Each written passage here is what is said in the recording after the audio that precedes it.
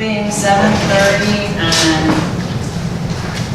Tuesday, June 26th, I'm hereby calling the regular meeting of Maine Township Board to order.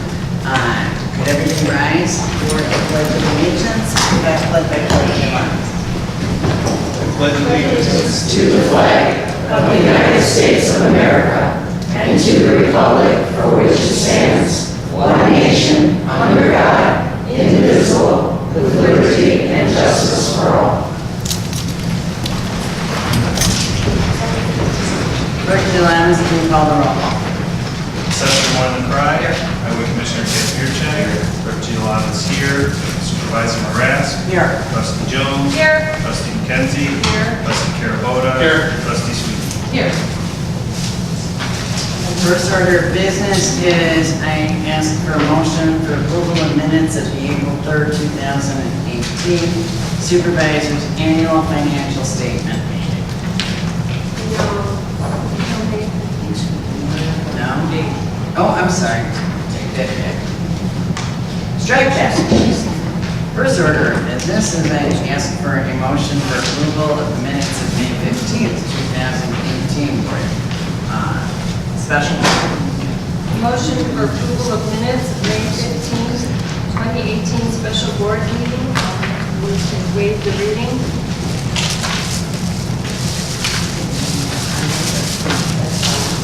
Is there a second? Second. Having a motion and a second, is there any discussion? Yes, I'd like to request an amendment, please. On page 1, near the bottom where it references public participation, under where it says Bob Pitzel, we can just reference see video as opposed to giving the longer explanation of everything that was said, because we had other people that had spoken in different meetings too. We're not. And on page 2, Page 1. page 1, and on page 2, about 2/3 of the way down, where it references Trustee Sweeney stated that the intention of the motion, which was in reference to the motion to adopt the budget for a flat to a less than 5% of last year's actual. So where it says Trustee Sweeney stated that the intention of the motion was to keep the budget flat, and she added that she's very pleased with the new proposed figures. I just want to add the words that was actually said, and that keep the budget flat to a 5% reduction, and we have come within that realm to the language since we have a verbatim quote, and since it was in the motion, and that she's very pleased with the new proposed budget. So it's just adding that one clause that she wants to keep the budget flat to a 5% reduction, and that we come within that realm. And that is the verbatim. That's it. Well, with respect to the second one, I don't have any problem. Does anybody have any problem with the first one? Why are we taking it out? Well, it seems that because we've referenced before that there's different, comments that have been made, and it seems that there's a, for lack of a better word, almost a bias to it. It seemed that there was, we talked about referencing C video as opposed to actually talking about what public participation is. If you're, it's not a big deal, so, but, So you don't want to have on that Maine Township didn't have a wonderful death?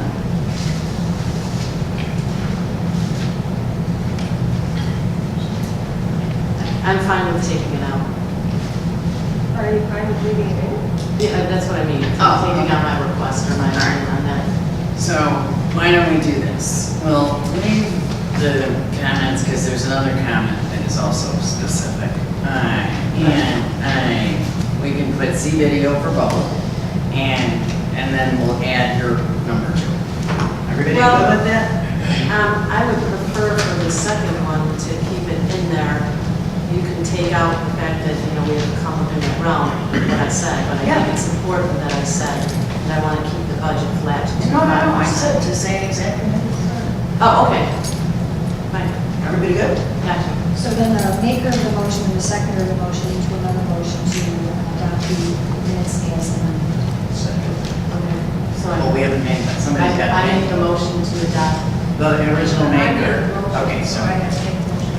That's what I understand. yes. Okay. I second it. I didn't make it. Is that first? Okay, motion for approval of the May 15, 2018 special board meeting as amended. I second it. Having a motion and a second, and having had discussion, Clerk Lemus, can you call it? Supervisor Moran? Yes. Trustee Jones? Yes. Trustee McKenzie? Yes. Trustee Carabota? Yes. Trustee Sweeney? Yes. All right. Now I seek a motion for approval of the minutes of the May 22nd, 2018 bill payment. Second. Having a did someone make the motion? I'll make a motion to approve it. All right, having a motion and a second, is there any discussion?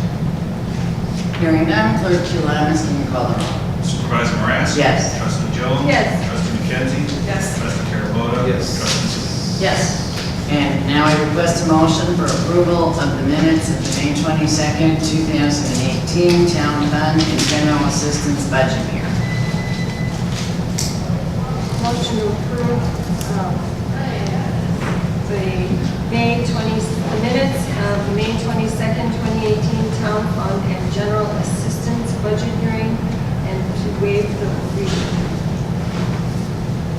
And can I have a second? Second.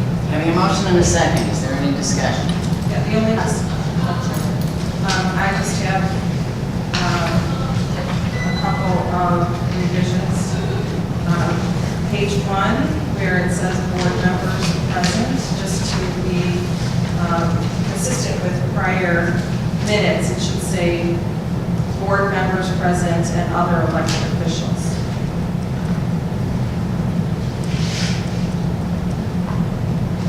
Okay. Anybody else? Wait, repeat. Okay, I just need clarification there. Board members present means all the board members, right? We don't individually recognize the board members.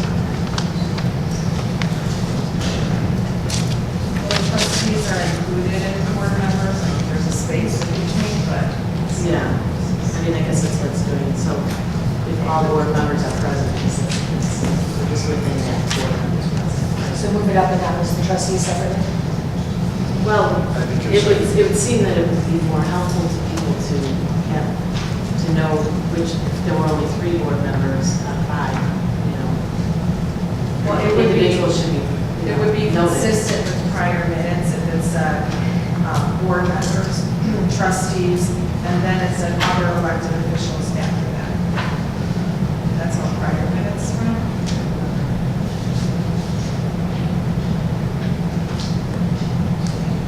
Okay. I'm fine with either that or just noting the individuals on a consistent basis going forward. So, here's what we're gonna do. I'll ask for a revised motion, we can make that amendment, I agree with trustee Sweeney, we should just list specific individuals going forward. So, can I have a motion to approve those minutes as amended? I have an amendment as well. Oh. Do you have another one? No. Okay.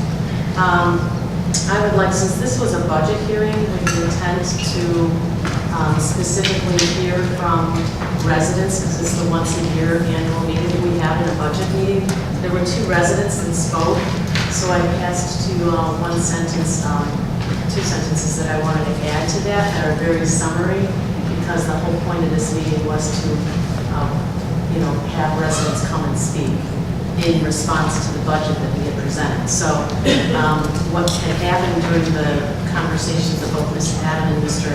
Egan had said was both Ms. Adam and Mr. Egan suggested that incentive increases be considered in bonuses versus salaries.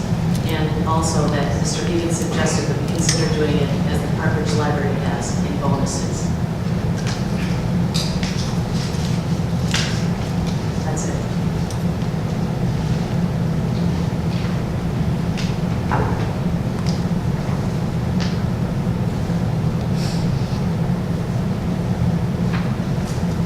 So, I think the movement was trustee Jones, seconded by trustee Corona, so is there an amendment to the original motion and to include those changes? Can I make that, or does it have to be? I guess we can be for one minute. Okay.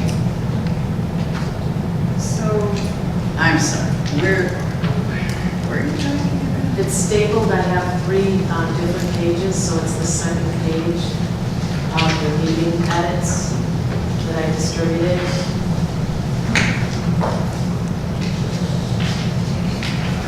May 22nd fund hearing. Oh, it might be your 3rd. Oh, it is, okay, 3rd.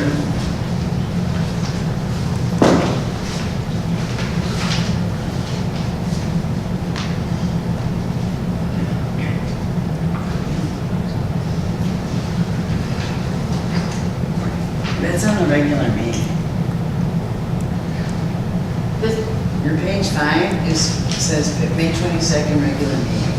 This was the hearing, Well, the we're May just going by 22nd town what fund yours hearing. says. That's what we're talking about. I understand, but if you look at what you sent down the board, doesn't it? Says May 22nd regular meeting. Oh, you're On talking the next about page the is the- town.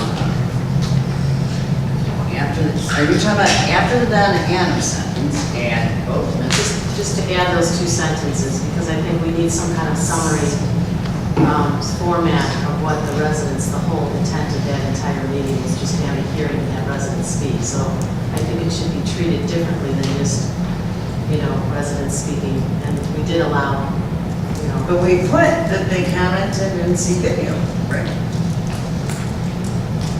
yes, but I think it's very pertinent to the whole budget and that, we had people come for an annual meeting, we have some kind of a summary statement. There was a lot more that they said than that, but I just. Well, that's why I see video. I'm sorry. I'm Everybody trying to didn't get differentiate recognized, so we can have the decorum. I apologize, didn't mean to interrupt you, but literally just went through that. So, Supervisor Rice, if I could just say sure.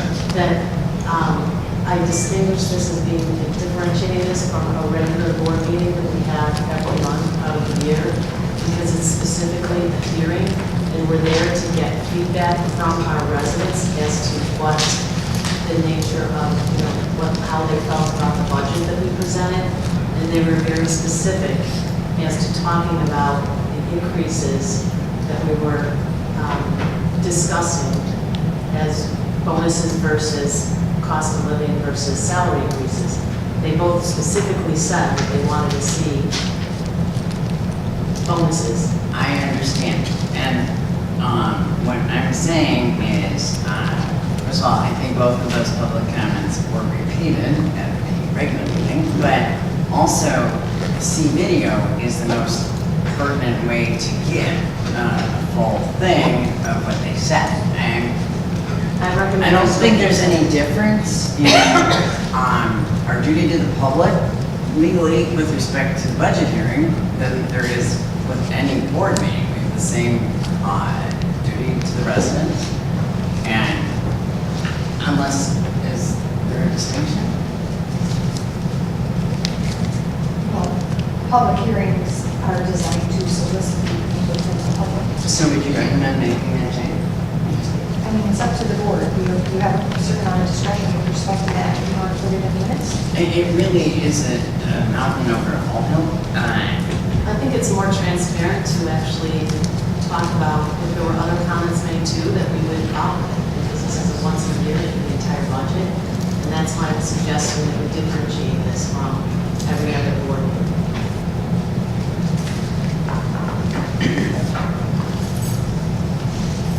I will again ask if the movement of the motion wishes to amend it.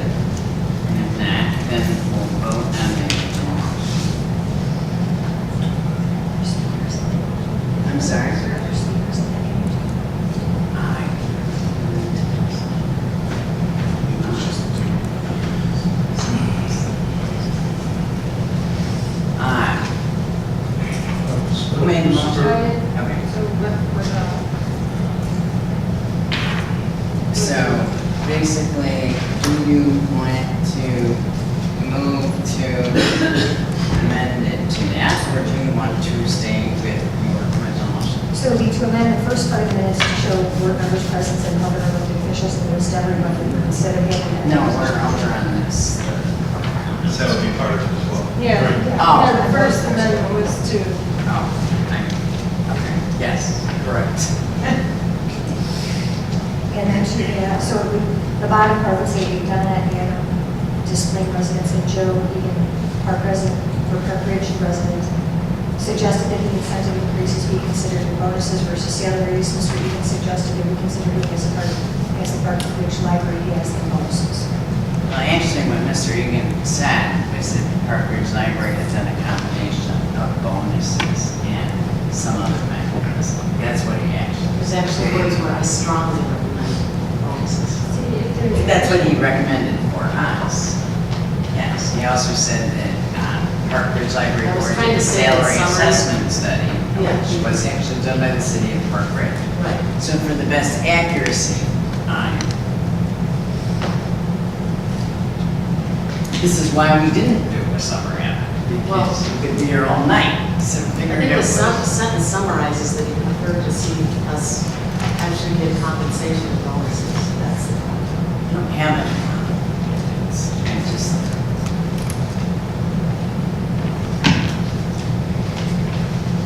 What would you like to do? well, I think we should stay with the video because that's the most accurate depiction of what he actually said. Since Trustee Sweeney said she summarized what he said, and that he didn't exactly say what she wrote, why not stick with the actual depiction of what he said by directing people to the video so that you can see his word verbatim words and not a paraphrasing of them, since it's, important to the meeting. And I'm okay with the first amendment, as far as the board members. I don't think there's, I'll just make one more comment. We can take a vote. Yes, you are recognized, Justice Sammy. Thank you. Sorry. When I said Ms. Hagan suggested that we consider doing it as a part of the library in bonuses, he was referring to, that statement was referring to what we should do as a Maine Township board. So that's not, because I listened to it several times, and that's the summary, so. that's- Yes, Trustee McKenzie. So just to clarify what Trustee Kim Jones said, I think that Trustee Sweeney is not asking that these 2 sentences or this sentence with 2 lines be substituted, but just inserted before C video, so the C video would still remain. Yes, I am.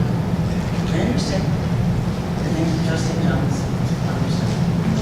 I think it's the emphasis on her, like, one particular trustee's summary versus another trustee's summary, and then much more was said by the gentleman. So, you're damned if you do, you're damned if you don't. Excuse my swearing. So let's just do the vote. There's a motion and a second. I'm gonna call the question on the original motion. I'm sorry. The original motion to the minutes was seconded by Trustee McKenzie. I'm sorry, Trustee Carabao. So if Trustee Jones, I believe,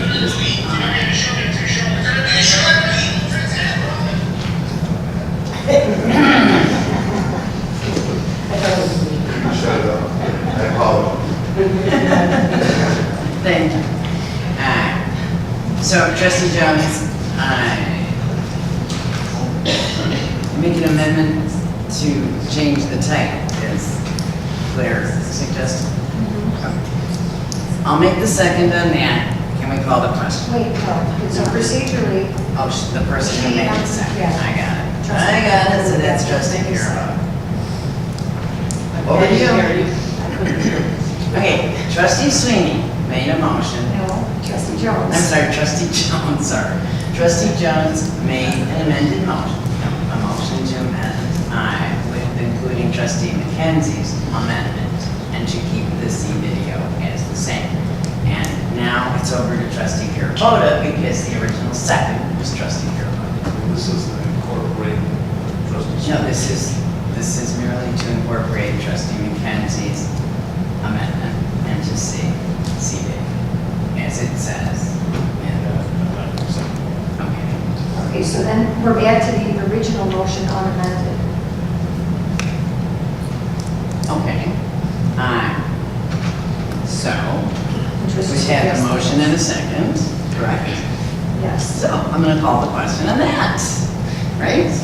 Correct. Okay, trustee Giuliano, clerk Giuliano. Back to trustee. Supervisor Moran. Yes. Trustee Jones. Yes. Trustee McKenzie.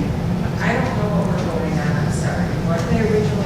It's a motion to pass the original minutes as they were presented, with no amendments. No. Trustee Carabota. No. Trustee Sweet. No. Okay, motion fails. So now there needs to be some other motion with respect to the minutes. I will make a motion with regards to the minutes to incorporate the changes as articulated by trustee McKenzie and as articulated by trustees Jones. Okay, and is there a second? Trustee Sweeney. Trustees. So I make that motion.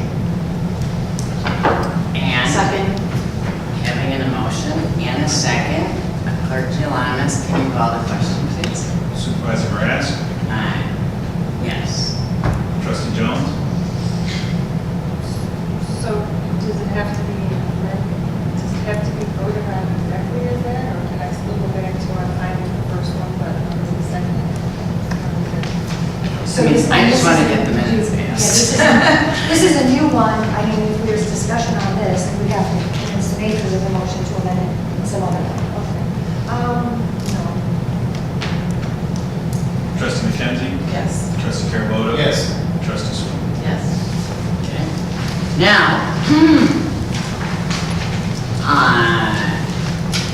ask for a motion for approval of the minutes of May 22nd, 2018 Road District Budget Hearing. Make a motion to review and approval of the minutes of the road and district fund budget hearing of May 22, 2018. Second.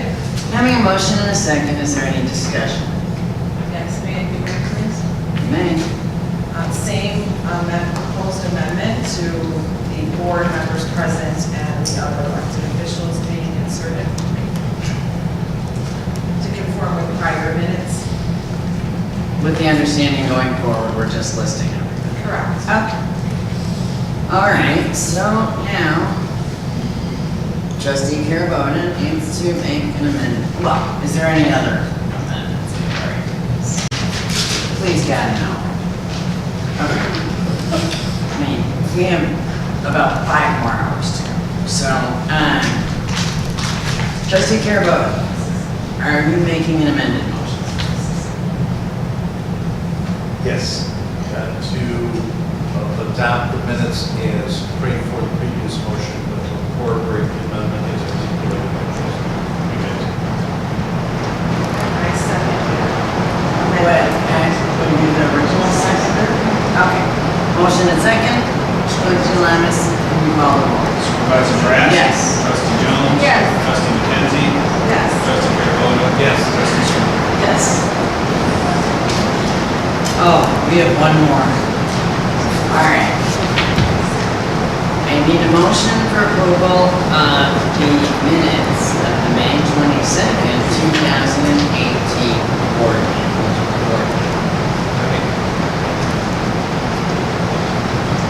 Motion for approval of the minutes of the May 22nd, 2018 board meeting, and I'd like to waive the reading. Second. Having a motion and a second, is there any discussion? Trustee Sweeney? Yes, please.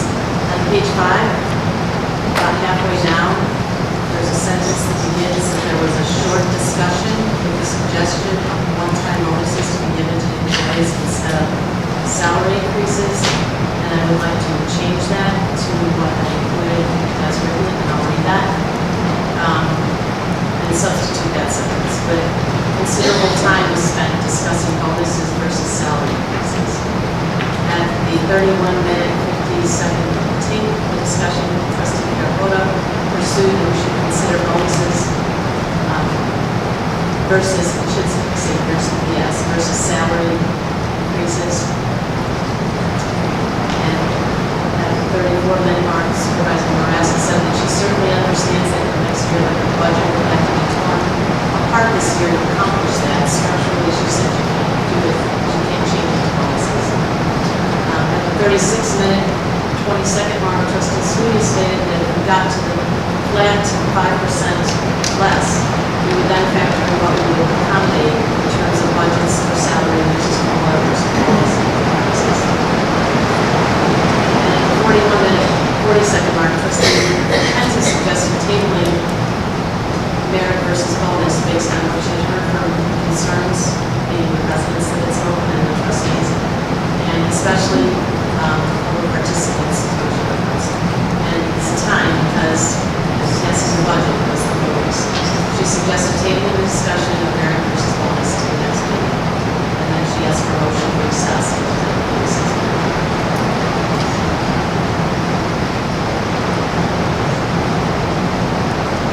So are you proposing that certain amendments be made to the minutes then? So like what colors? I mean,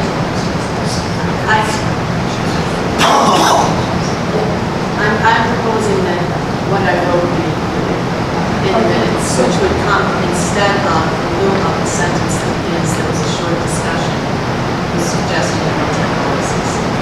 I would start it with considerable time was spent discussing bonuses versus salary increases.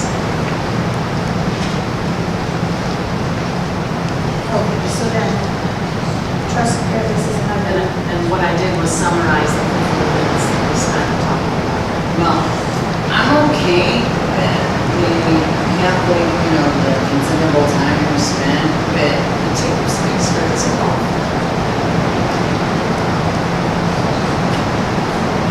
I mean, this was the whole point.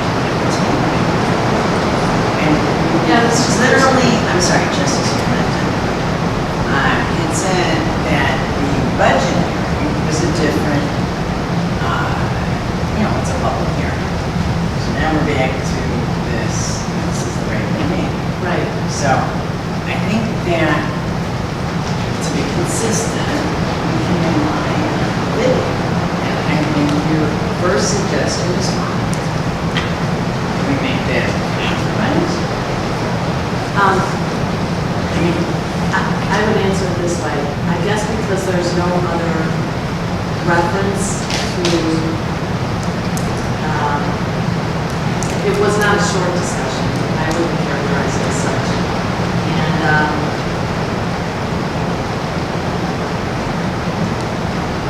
Well, and also it's incomplete because there were other people. Supervisor Marasca, can I make a comment? Yes. The whole point of adding in the videotape was to lessen Vaish's job and making the minutes shorter, and we really kind of worked on Right. narrowing it down and not add in the comments on either side. And now it seems like we're trying to bring them back in, which is, in my opinion, we're kind of going in the wrong direction here. Rather than narrowing them down, which is what I've been trying to do, we're now limiting. I do believe the video should speak for itself. That's why we have it. And I understand that we did pass your one with respect to the budget. Trustee Sweeney. I will make a different. It's got to be something new. I got you. This is new. I can appreciate what he's saying, so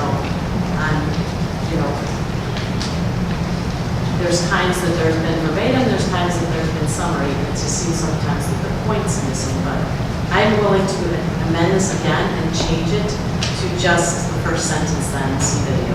But instead of a short discussion, we would substitute with the first sentence. Considerable time was spent discussing bonuses versus salary increases. All right. And I would like to add the word versus COLAs, cost of living. Because that's missing. COLA, C-O-L-A. Okay, so you are amending your motion. Trustee Jones will do. Trustee Jones, can you please amend your motion to just include those first two sentences First two sentences of this. of page? Why can't we just change the word short to lengthy?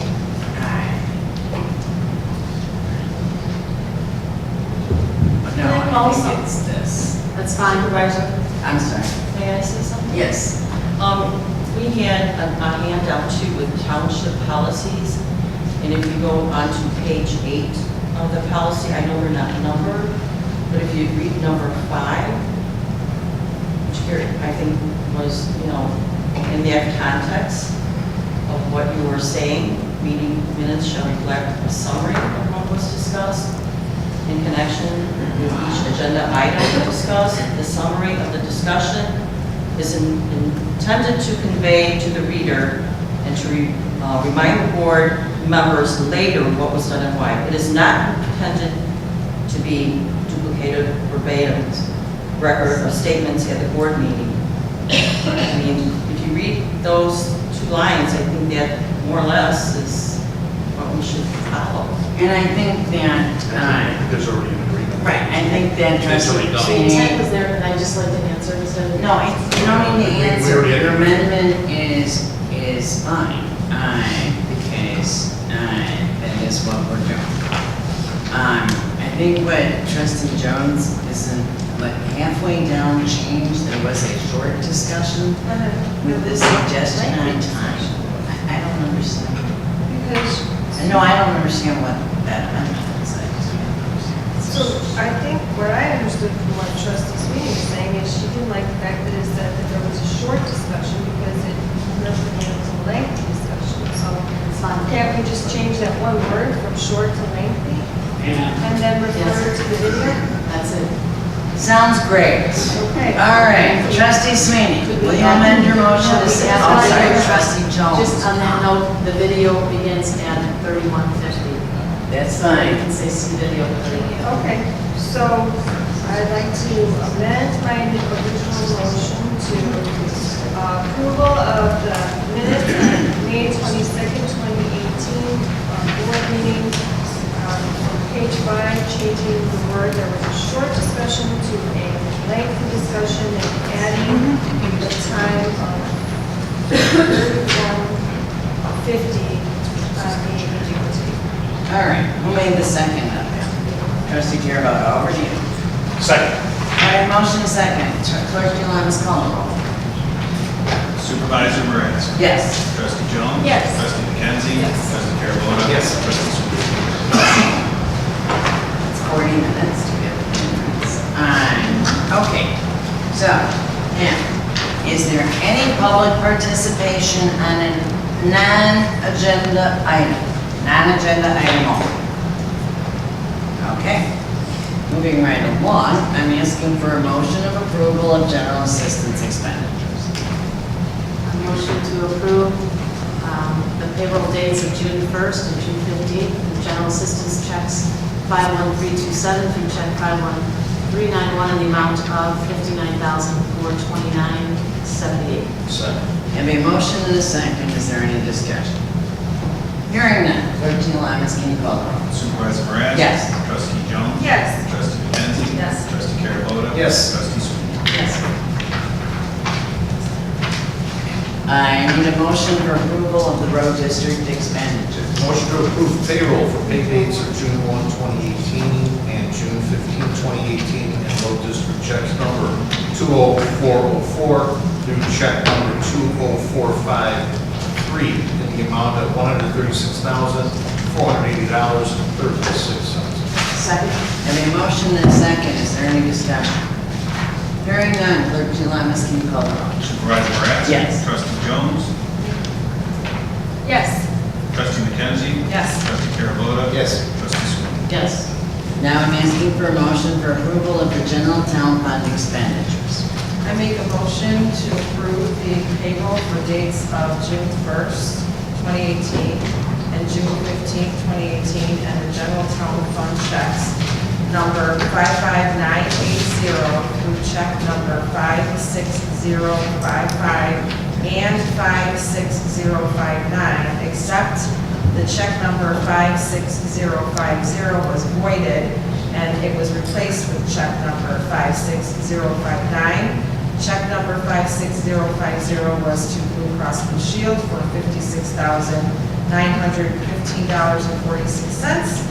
The replacement check number 56059 is for $58,151.97, also to Blue Cross Blue Shield, making the total amount of the general town fund checks $319,562.45. Do I have a second? Second. I have a motion and a second. Is there any discussion? Hearing none, Clerk Jewons, can you call the roll? Supervisor Moran? Yes. Trustee Jones? Yes. Trustee McKenzie? Yes. Trustee Carabota? Yes. Trustee Sweet? Okay. Yes. Alright. And now personnel has been moved down under new business. So we are now going to the next section, old business.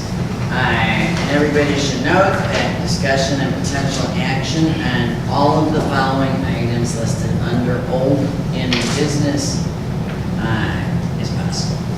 Under old business, I am making a motion to approve the staff performance-based increases as presented and for cost of living increases tied to the CPI of 2.0% for staff and 1.5% for department. Second. Having a motion and a second, is there any discussion? I move to amend the motion in two respects. Number Yeah, one, I'm sorry. You have to, as far, don't we have to discuss this motion? Yeah, you're not amending a motion someone else made, right? You want to discuss asking for a Right, good you motion. can't amend my motion. Yeah. So, it is now open to discussion, and I do want to say that we've had discussion for 4 months. We've had public input, and two people, and all of the previous statements that I've made about the budget has been passed. The salary line item is well below actuals of last year due to the consolidations that were achieved. And everything that I said at the previous board meeting where it was tabled, I would adopt that, but is there any other discussion?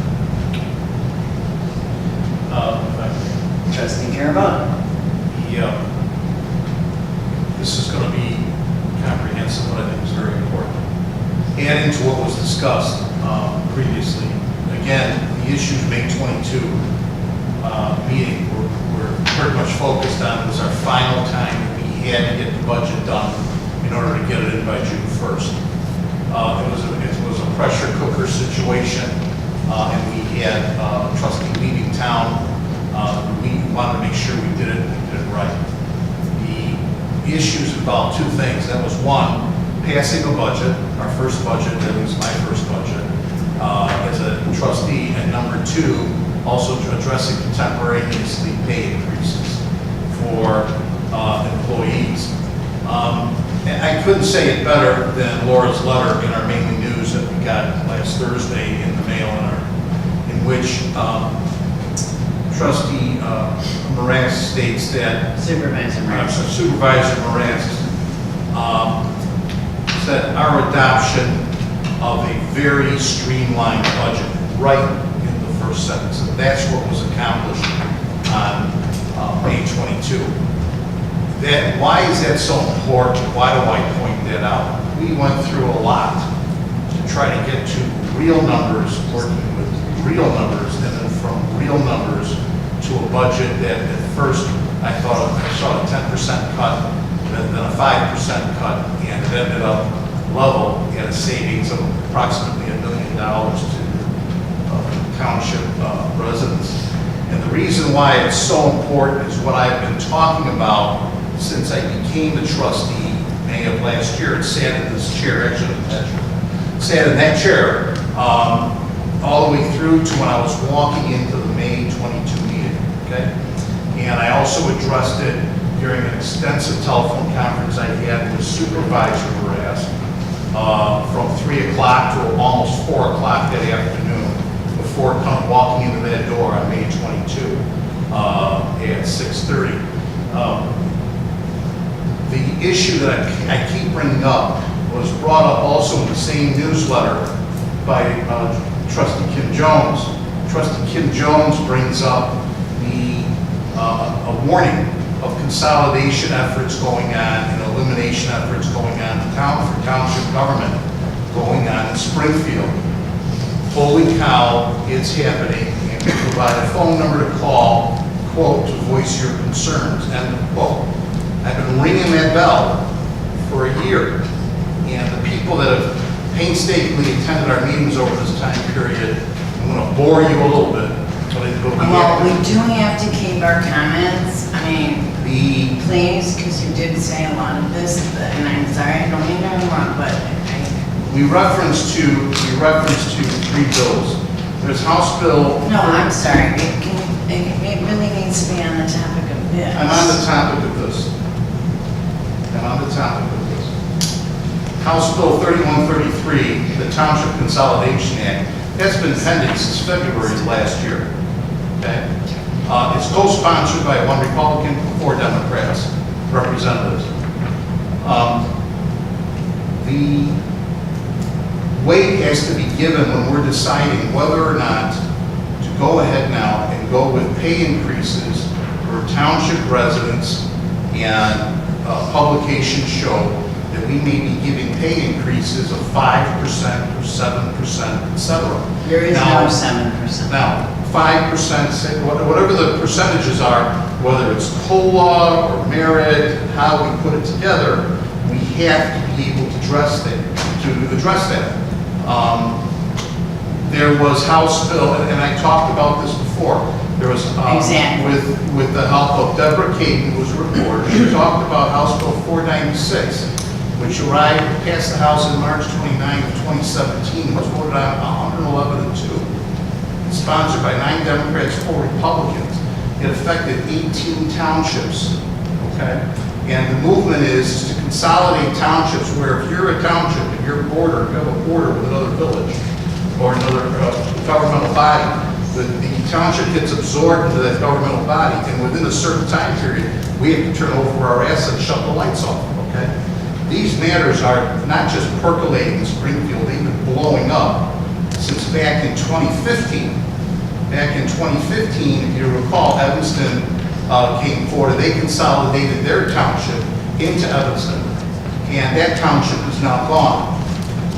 And after being elected, months later, September of 2017, Belleville, Illinois, which is Clark County, they shut their township down and absorbed it in. These things, I agree with Trustee Jones. We have to be of great concern with that. But, you know, what would our message be? Okay, our message can't just be, well, gee, we do a lot of good things for the people of the township, which we do.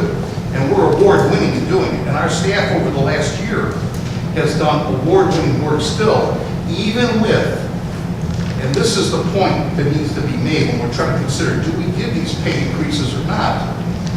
The clerk's office withdrew a request to increase a part-time employee to a full-time employee because I raised concerns about this part back in mid-2017. And Pete's office has operated fantastically, but without the benefit of that additional time with that employee because it would cost taxpayers more pay. And now that they have medical benefits because they're going part-time, full-time, and also IMRF pension.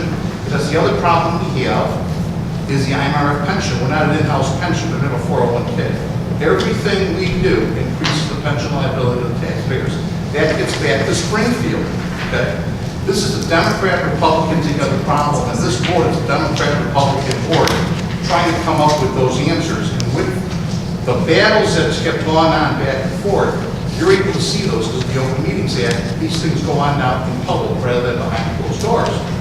And we've been able, by the time all the dust settles, as Supervisor Moraz points out, we end up coming up with very good decisions. that if they go back to Springfield, there is no township that I know of that's accomplishing what we've accomplished, okay? There was also a request to try to increase, place a job in with our food pantry using general assistance funds. But that person was then, they resigned, and that position was not filled. Please keep it to the And point. that has to be kept in mind because the food pantries operated expert greatly without the benefit of that additional employee, savings to the taxpayer. Okay? I keep saying not at this time when we want to do these different things. When it comes to the levy, what was the message we ended up sending out to the levy? I'm still healing from that one, but the importance of the levy is that we sent a message of a cut. It was only 5% of 2 of the accounts. The third account we kept level, which is now going to bump up to about 2%. But at least the taxpayer, every dollar they put on the table here for township services, we're giving them back 5 cents. Okay? But we're giving back something. It's a message we need to show. And of course, we have residents that are much more expert than I in operating government bodies that are saying we should cut a lot more. But we sent the proper message. With that cut, we also then face the budget. And with the budget, we come up with a budget, we post the budget in April for the annual meeting, and it's proclaimed, and we present it as being a 10% cut across the board in all departments. And your mind is savings, but we're not comparing it to real numbers. Comparing it to real numbers spent last year, it turned out to be $1 million more. Okay, we got ahead of it. We went down to real numbers, we changed the system. We, with the help of our supervisor, Laura Rice, who had the great heavy grabbing of all that responsibility. Wally also and Assessor Pride, Highway Commissioner, Smirchik, and Assessor Pride all came forward. By the time the dust settled, the May 15th meeting was, oh my gosh, okay, it was rough. But walking in on May 22, I thought we could do it. And I made it clear that although I may not get my 10% cut to the budget, I may not get my 5% cut, there is no way my 1 vote out of 5 is going to be for a budget that increases actual spending from last year. Can't be done, we did it. We did it because of our board. Our board is different. Okay? Now, when it came to those pay increases, I understand that because we have our budget level, we have all this money left over. Well, we have this money left over, and we're saying, hey, look, we're looking at pay increases. You say, wait a minute, well, hold on. We have these pay increases because, in part, because we have great employees that we consolidated positions.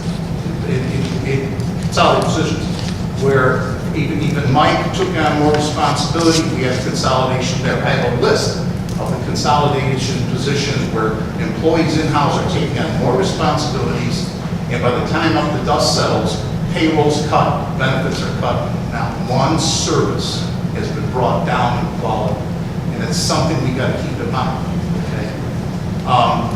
It goes mainstreamers on and on. The assessor's office was the interesting about the assessor's office is at the last meeting, Elizabeth Coy from the assessor's office gave us a report, and she also confirmed that every day at the assessor's office, residents are walking into our doors very upset about the amount of real estate taxes they are paying. So we have to balance that. We have to be aware of what's going on in Springfield. We have to hear the complaints of the residents, but also the accolades of the great job done. And we also have to keep in mind that we have statutory obligations to serve the residents of the township. What is the answer? The answer is that these pay increases are bonuses. As I mentioned before, and I'm going to get into it more. Bonuses mean that it's not an increase that carries on to budget after budget after budget after budget, year after year, long after I'm probably gone. Okay? And it doesn't increase the INRF pension liability year after year after year after year after year, that eventually, when the person retires, it's got to be paid, because that's all part of the deal. Okay? Even though maybe I'm long gone, maybe I'm in a different state retired, who knows. But these things have to be kept in mind. The middle ground is, should these pay raises, pay increases be allowed? It was very, very simple. I made it very clear before I walked in the door on May 22. I could not concur with them if they're not bonuses. Now, if they go through as bonuses, I'm sorry, that's just another how much message. longer do you think you have? 3 If they go through his bonuses, we can put that in the newsletter. That's the message Springfield wants to hear. Springfield, both your Democrat and Republican representatives are not in a position because we pay the highest real estate taxes in the country here. And because our bond status is supposed to be junk bond status, as I've said over and over, not now. What we need to do is be able to say to them that although it's a significant amount, it's not significant, they're one-time bonuses and they're for a job well done. That's the position I mentioned as I was walking in the door on May 22, and there's nothing since I walked in the door on May 22 that's come forward that would change the numbers or change these facts. And I'm so glad it was brought out again in our monthly newsletter, because we have a lot to tell Springfield. We're not a township, we're Maine Township. And I'm asking that our board stick with this path that we've been on. Let's finish it up for our first year. Levy, budget, payroll, pay increases, to just make them bonuses. Let's push on for the next year. Thank you.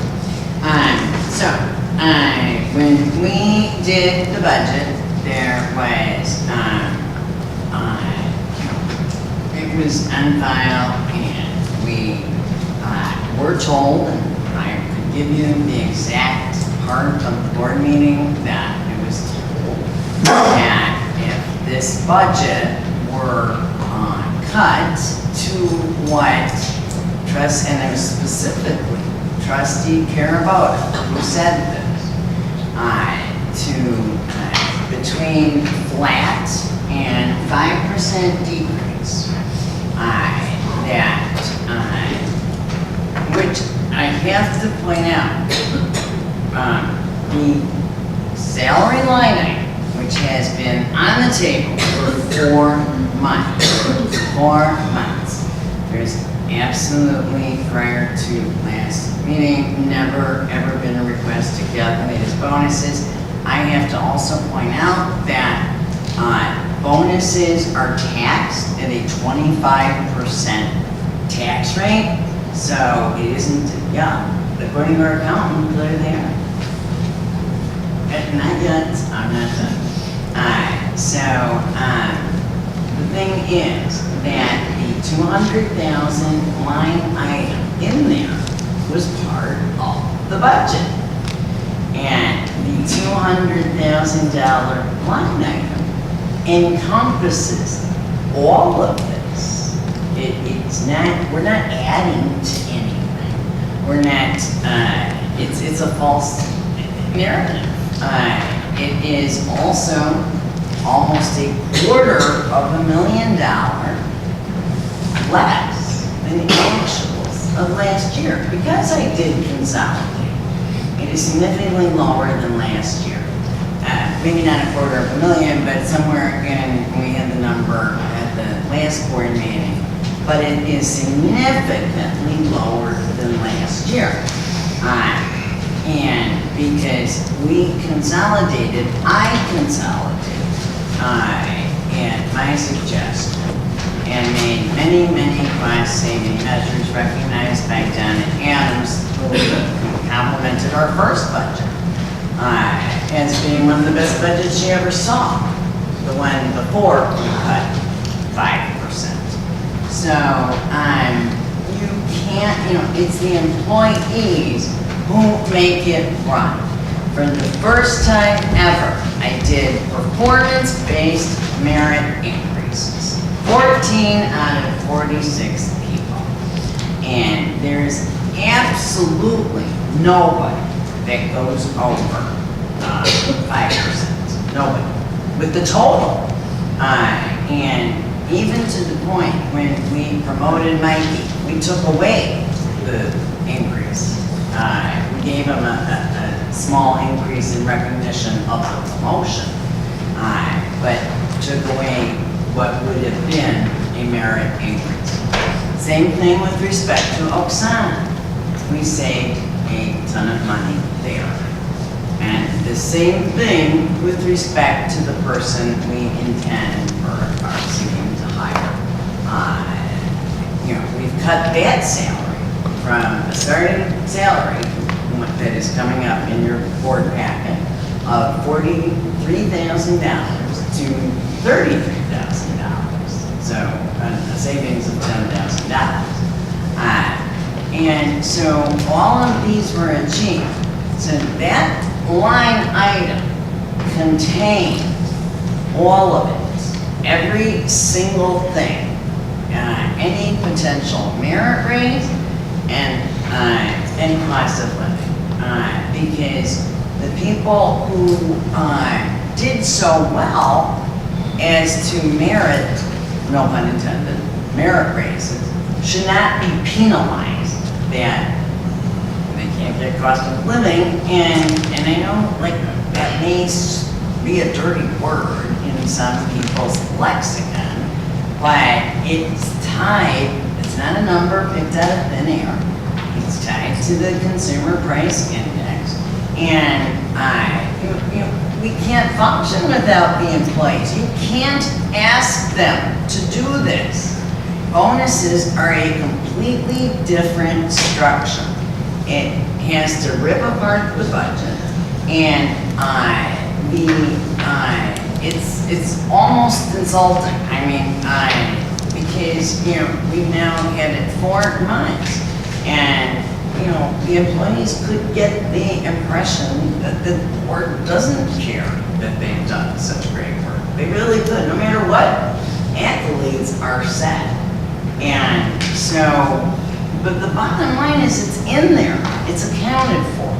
I was requested to have that line item account for, and we had a series of closed session meetings where I presented each and every person's performance-based that I was recommending, along with whatever department head it was. And so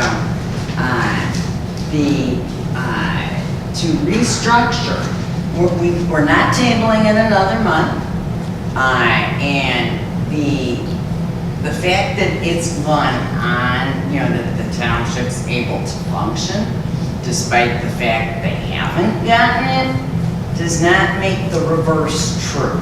That's the moral, the just, and the right thing to do, to just, wring them dry. I mean, we have never in our township had a push to unionize, ever. And because we have good working conditions and we are not outrageous in our salaries. I provided, for everybody's recollection, a salary survey of 100 townships. Certainly all the Cook County ones, and we are the largest unincorporated area, 133,000. None of these are outrageous, none of these are excessive, and with the respect to the cost of living aspect, none of it, like the department heads in recognition, that was my idea, that they get less because they make more. So it's, at this late date, when you called me at 3 p.m., I said, before a 6:30 p.m. board meeting, that I can't tear the budget apart and make it bonuses. Informed by my accountant that there are different tax rules for bonuses. I understand employees get, and I'm happy to look at it next year. In fact, I can't really, articulate what was said in closed session because it hasn't come out of closed session. But suffice it to say that the only mention of bonuses, 2 people had volunteered for that research, and that wasn't done by those 2 people. It was done by myself. And with respect to whether or not it was violative of Dillon's rule, it wasn't. I was literally never asked to make figures. This line item was on this table for 4 months. And I don't think there's a quibble that they just don't deserve it, which is really like sort of the worst part of this narrative. And finally, with respect to Springfield, that is not my motto. And my newsletter was not intended it didn't say anything about bonuses. Put in that we had a budget, and thank you, Dave, for the compliments about the newsletter. But we do go above and beyond. I mean, we have Marty Cook in the back row, who, has this recovery connection that all of you, I think, by now are familiar with. And, it's not a board where it's a sham, where, 45 out of 46 people are being sought for merit raises. And frankly, employee morale is at an all-time low because they have had to do more with less. But they have consistently, volunteered to ring the bell, meet the call, because of the residents, because that's who we work for. And I do not believe that Donna Adams, disagrees that these people deserve some type of recognition. She said that. And with respect to Joe Egan, I went back and looked at the Park Ridge Library Board minutes. They did not do bonuses. They did merit raises. And they did not do a salary assessment survey. The city of Park Ridge did a salary assessment survey. But I'm not intending this to be antagonistic.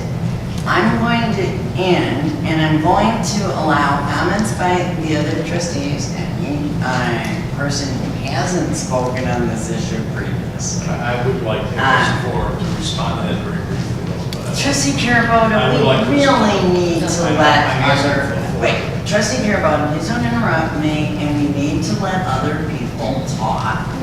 And so I'm gonna, this has been on the table for months, and frankly, I think the employees,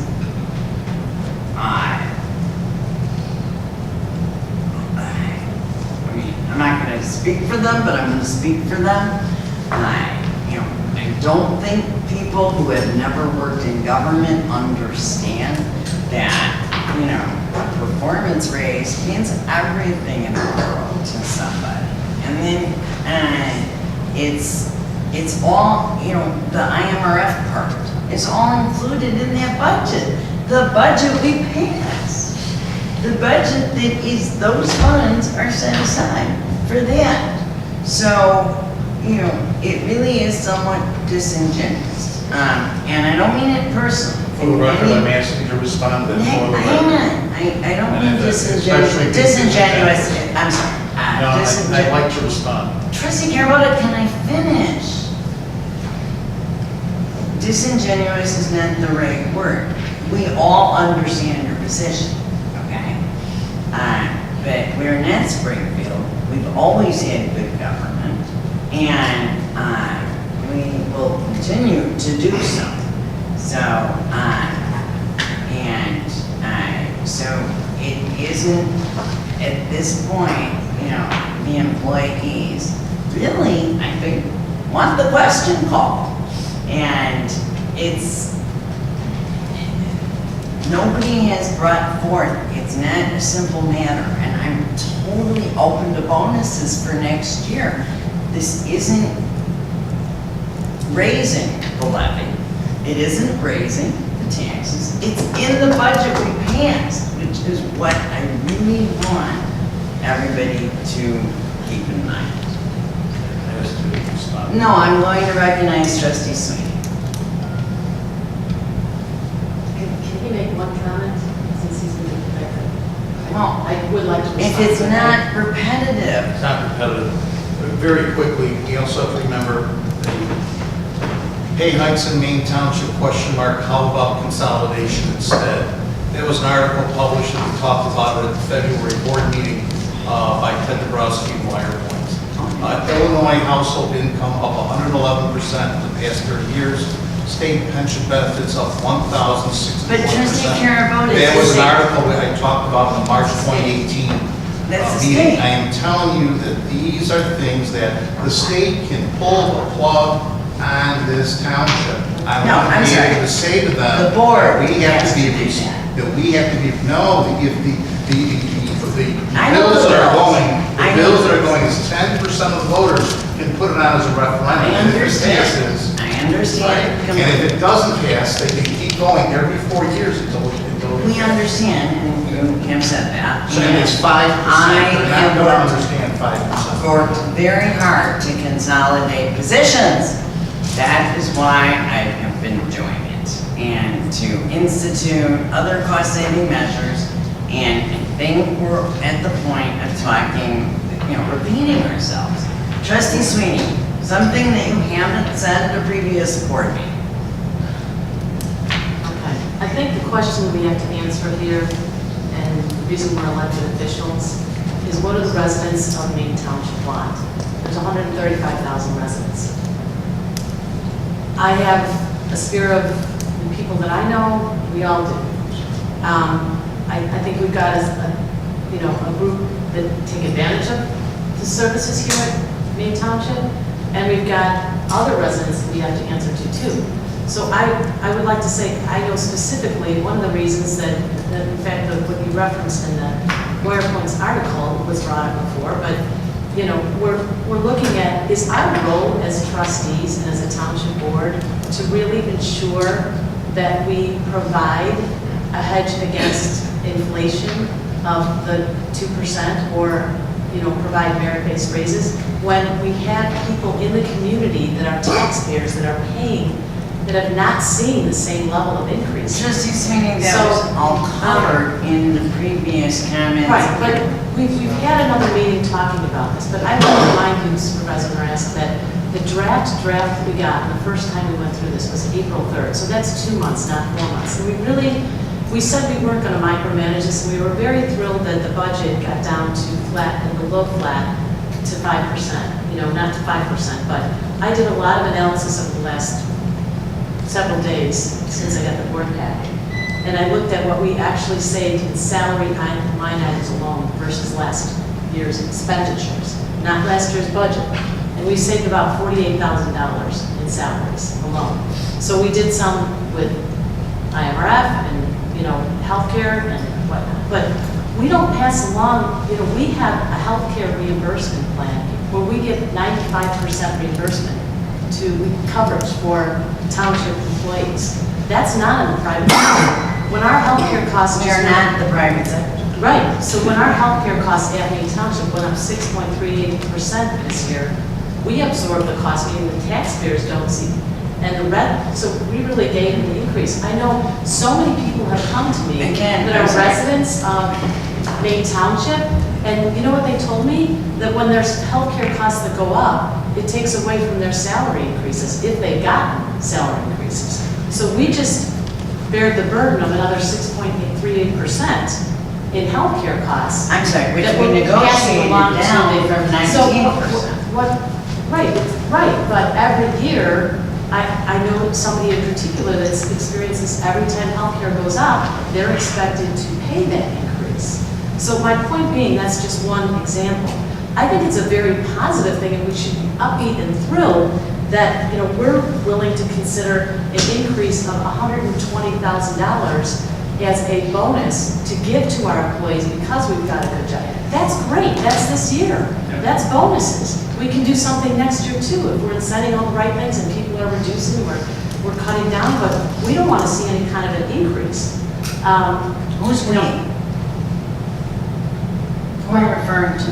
Are you speaking for yourself, or are you speaking for other Okay, trustees? I can't speak for other trustees, but I think in generally speaking, if we can keep, if just logically speaking, if we're looking at our budget, it's grown tremendously over the years. We're at 6.6 It's actually the low, million it's right lower now. than, But for the it was last going to be 3 years. 7.6 million, so we reduced it and we are going to significantly. have to amend it. Okay, so I think that, there were a couple of comments that were made by different residents and then, that we talked about. And also we got a write-up in one of the board packets, and it was specifically saying from these residents that they all wanted to see bonuses. So that's what I hear. I went out, actually, after our last meeting, and I talked to different elected officials and people in the community, and I asked their opinion because Well, they're that is in why you positions. vote. So, I feel like I, as a trustee, was elected in part because of my views of, I want to see it streamlined, I want to see, taxpayer money spent wisely, and I actually think bonuses are a really positive thing, and we're giving people a fair shake. I mean, and we're giving it to everybody that we've talked about. So without disclosing what we talked about, I don't know why that's viewed as a negative thing. Then we can look at next year and what we do next year if we can move on. But I view that as a very positive thing. So, Trustee, are you finished?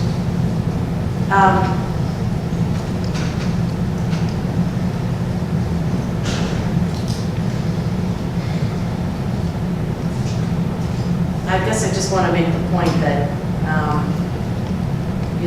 that the motion that I wanted to make was to clarify that the proposed compensation increase should be done on a one-time basis for bonuses in lieu of merit or cost of living, and that the proposed compensation increase of the assessor staff be reduced so that it reflects the actual budget amount that was approved by the board.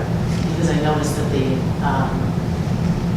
actual amount approved in what we talked about in closed session, or not approved, but the requested amount was higher than what was actually budgeted as a line item for salaries of the $179,000. It was like 182 or 4. So I'm finished. And I'd like to make an amendment to the motion, so. But you can't, according to our attorney. Trustee Jones, you want to I take just have a few comments. Can I get clarification on the attorney on that? Well, we've done it 3 times tonight. At what point can I make an amendment to the motion? You can't amend the motion that someone else made. You can request that the maker of the motion, just like we did with the minutes, you can Okay. request that the maker of the motion move to amend that in the second. Okay, so can I take a vote on requesting whether No, you just to request. the maker of the motion You can just amend it, and then we can vote as to whether we agree that. No, you'd have to request me to amend it. Is what she's saying. You just ask her, you don't have to make a motion. And I am not amending it. So then, if she's unwilling to amend it, then there can be a vote on the motion that's presented, and then if that fails, you can make a motion because you would like it. All right, Trustee Jones was I first. just had a couple comments. The newsletter article that I wrote was intended as just solely an informational, educational, legislative update of bills that have been going through the State House in Springfield. And in no way was meant as somebody to use it or word my words for their own personal agenda and argument, and I don't appreciate that. Also, I just want to comment, the Wirepoint article that was referenced by Trustee Carbota is not a legitimate newspaper. That is a political propaganda paper, and also I don't think should be something that is brought up in a governmental body. And those are my comments. And what are your thoughts on the, I think, and I believe, the bar keeps, every time we come back here in the last few months, Trustee Carbota moves the line. First, he was good with the budget being flat. We came up with a flat budget, then he wanted 10% or 5%. Then he was okay with, we talked and talked and talked, not just with budget workshops, but budget meetings. And this is not the appropriate time to change the line again. And the morale in this place is really low. because of the fact that because employees aren't being treated with the proper amount of respect, and they're not being appreciated, and they're not being valued. And these raises or these increases are not out of line. And they're not, and to use the statement that nobody's getting raises, that's not true. Walmart has raised, because of the tax laws changes, lots of companies are getting raises, and they were asked to, they're voluntarily doing it. So that's also a false statement. And I understand you have strong opinions and strong agendas, but it's not proper to just tell one side of the story to push your idealism forward at the expense of employees. That's my opinion. Trustee McKenzie, you wanted to be recognized. I just want to ask if we can now put on the table that we have mentioned a salary assessment in the past as an option, and I guess the city of Park Ridge did it. And I would like to propose that we do a salary assessment, because I think that will allay a lot of the frustrations that everybody is feeling You here. don't have any money? We do. No, We have reserves. No, you can't, and Carrie Lynn can explain that later, but salary, Park Ridge, it costs $19,000 for their salary assessment study, and so we can't do that for this year, the fiscal No, year not is here. for this fiscal year, I'm saying, can we do it, can we get it on the table so that we can get it For done? next year, For sure. next year, so Oh, that I totally agree with everybody, you. everybody can If see what everybody's the willing to spend assessment. that money. Right, we can see the assessment, and that way, we want the employees to be fairly compensated. And we don't want morale to be broken. We want to answer all of these I questions. would love to do that, So- because I don't want to be the person having to go through, hang on. So that's, I mean, I don't know if that, I mean, this is part of the discussion. No, I that's can fine. bring it up as something to propose, but I would like that done, and I would like to know the channels to get that done. Well, I think then, like, when we get to, the line item things and the capital fund things, there's gonna be some discussion of budget, because, it was like many line items are lower than actual, so there isn't really any leftover money. And It's a the good thing. thing to do reserves, we have to amend the budget in order to do that, which is what I want to do, and I'll be bringing that up. We are not doing that tonight. But I do appreciate your comments, because I'm in total agreement. I don't want to be the person spending my entire 4 weekends in a row, getting 100 townships, and, bringing it out and giving it to you guys and whatnot, but we are in the lower third. We are not, overly excessive. I want to assure the public, and, for this year, it is, as you all know, not going to change the levy. That we lowered, and it's not going to, because it's already been included in the budget that we passed, as I think you noted, at the last board meeting. I'm gonna let Dennis, because he was first. And you are definitely, everybody's on a timer today. This is like the very first item, so. Do I get to start maybe at the podium?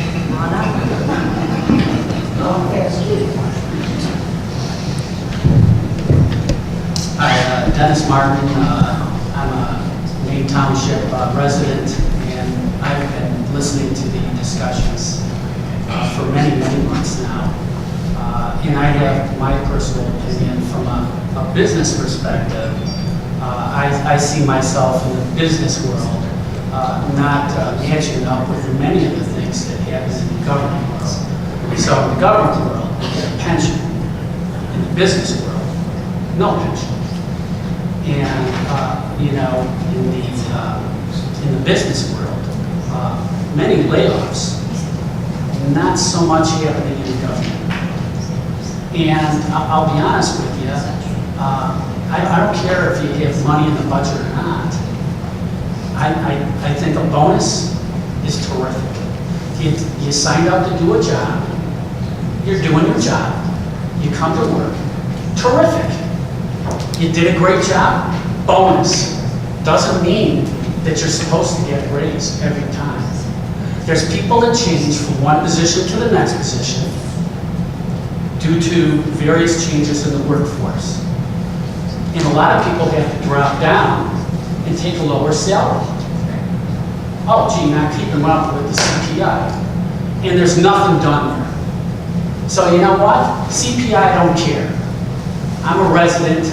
I'm tired of paying taxes. I'm tired of people asking for more money. Get your hand out of my wallet.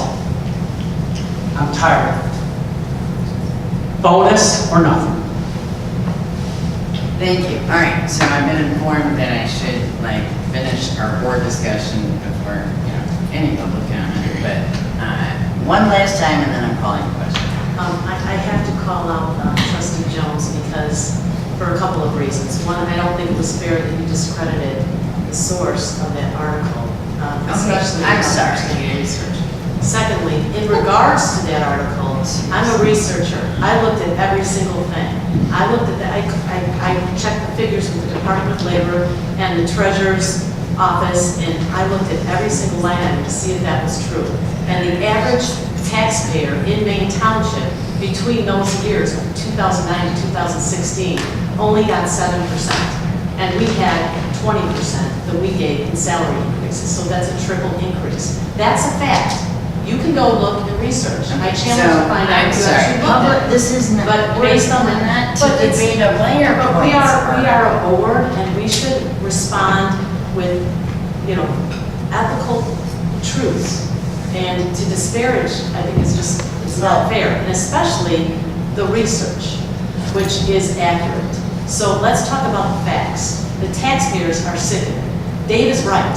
What's happened in Springfield is we're being challenged all the time. And taxpayers are tired of paying this money over and over. When we have pension, 95% of the health care paid, 401k, we have, everything. All kinds of insurance plans. So we're actually doing a service, I think, to our employees to actually reward them. They shouldn't feel negative. They shouldn't feel down. I'm sorry that it's like that. They should feel really uplifted by this because we did a great job. We reduced the budget by $1 million in 1 year from what it was what was originally proposed to be, because we actually compared actuals to what, as opposed to budget year, which is fake numbers, as was mentioned. So we looked at real numbers and we're like, we can't afford this. And we, to the credit of Laura, to the credit of Dana and everybody who worked hard on this, we reduced the numbers. That's great. Now we can afford to still give over $129,000 in raises, and not raises, but in bonuses. And that's just for the salary people. We're also giving increases to the other people. So, with a bonus. So I don't understand why that's viewed negatively, and I have as many residents tell me that.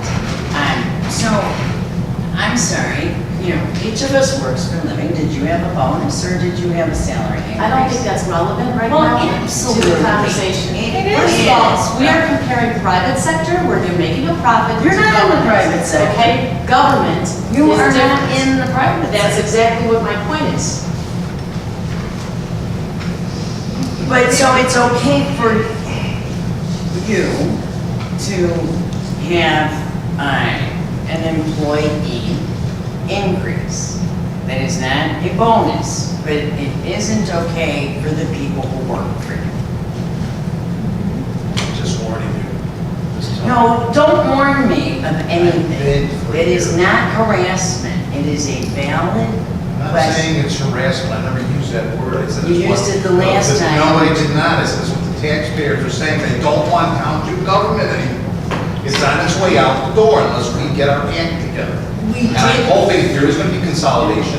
We can consolidate into Maine I don't Township because we're think I've doing it even right. recognized you. So what I'm going to do is call a question So and, there was a hand up. well, I'm sorry, Ms. Adams.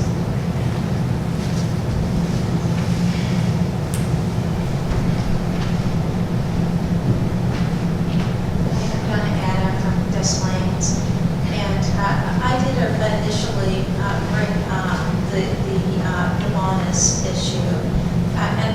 it is really a good idea.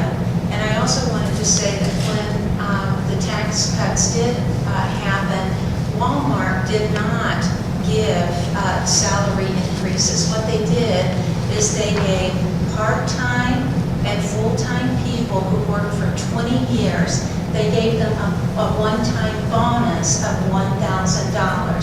So they made that in the form of a bonus, which is a very logical thing to do. And, I myself, I don't know how the township got to a 401k plus a pension. I've never worked in an organization. We don't have a 401k. It's a text for, But it's not, it's all employees, not the actual. We don't pay for it. It's before 57. Yeah, so it doesn't. But I've never worked in an organization that paid more than 60% of my health care, and I think it's great that the township is able to do that.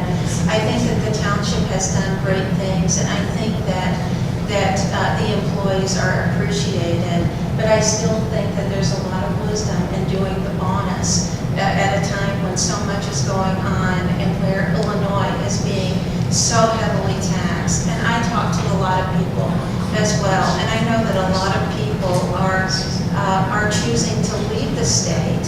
And we've already sent a lot of messages with the good things that we have done, and that would just be another thing that makes Maine Township stand out from all the other townships. Thank you. Thank you, Donna. I'm going to call the question. Clerk Giuliana, can you call the roll? Supervisor Marasco? Yes. Trustee Jones? Yes. Trustee McKenzie? Yes. Trustee Carabota? No. Trustee Sweet? No. Motion carried. Next order of business, presentation, this has been tabled from the last meeting. Presentation and RFPs for the upgrade of safety measures focused on making Maine Township a hard target. So what I'm going to do is I'm going to move that item over to our discussion, if it's permissible, with the capital fund, because that is one of the 5 items that would have to be part of that. So important that it's permissible. So now we have procedures and policies as submitted by previous committee trustees Carabota, McKenzie, and Sweeney. Everybody's received red line copies and comments, as well as a policy drafted by myself. It has been suggested by our attorney that we should table this to have a workshop so that literally everybody doesn't have to sit through, because otherwise we have to hash each out and we'll do it. I mean, it's not a problem. We can do that. So I'm going to make a motion to table that so that we can establish a workshop within a 2-week time period. So as to not let this languish. I totally understand Trustee Sweeney's concerns. But, last time it had been said that perhaps the attorney didn't need to review them. The attorney had quite a few comments, as I think everybody saw. And there are some things that really need to have a provision for who would be doing them and the cost of doing them. So I think that, and it can be an open workshop. It could be, I'm going to let our attorney speak to this because I think, she's had experience with other townships and villages and best practices with this respect. So, carry it. Well, I just thought that for us to do a comprehensive review and go through all the facilities would take a couple hours, and maybe if we just had a focused policy meeting to knock them out, maybe 2 weeks from tonight, that might be just more productive. Is anybody opposed to that? Yeah, I put a lot of time into I know you looking did. at some additional changes. Well, that's good. Then you can submit additional changes. I don't think in the last 2 weeks, literally, we've had 3 floods and a sinkhole. So honestly, I don't think these are going to set the world on fire, in the next 2 weeks. Because there's so many other things going on. And so really, I've been doing my best to follow, suggested policies with respect to the current, not the 10 or 15 years of information. So David, Claire, and I are the committee. Right. So We would have a hold workshop with all of committee us. It's We way. just have a special board meeting. Right. For 2 weeks from today, I think it's July 3rd. It's the 10th. Oh, it's the 10th, excuse me. Yeah, which is actually after the 4th, it's Yeah. after the holiday. It's a and- Tuesday. And it's a Tuesday. How about this? That's okay by me. Since you're gonna be impacted by, everybody's impacted by these policies. All right, 7 PM good, since we won't have a bill pay? Yes. Okay.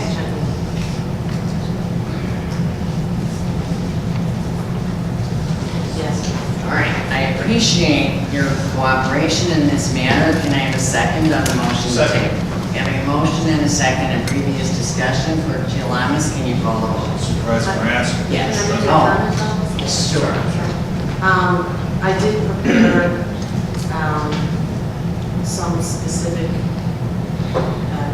because we had questions on the margin, and we also had red line or purple line, I guess it was. Right. I didn't know, it would be confusing to add to that. So, I'm not sure, I prepared packets and I sent to everybody. Yeah, that's what I think, And right? Mary, We should I just know send you it to keep around the everybody. document, so if you want to, make these edited changes, I just wasn't sure how.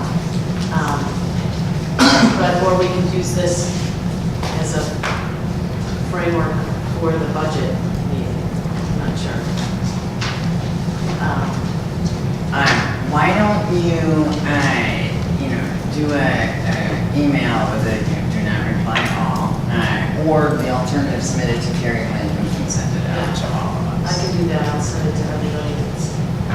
But make sure you send it to Carrie Lynn, to, Well, she But can send it to I everybody. would just like to add, before we close out this, just my comments. One of the concerns is, we don't know really what's going to be on the agenda until we get the board packet. And it would be helpful for us, or for me anyway, to know before the agenda, whether I want to add an agenda item or not. And, the biggest concern I have is I want the same, treatment that I felt that we should be able to add an agenda item with the clerk and not have to go through another elected official to kind of have an extra step and a middle person. So, where we would, or, and same thing with requesting documents. You can always add an agenda item.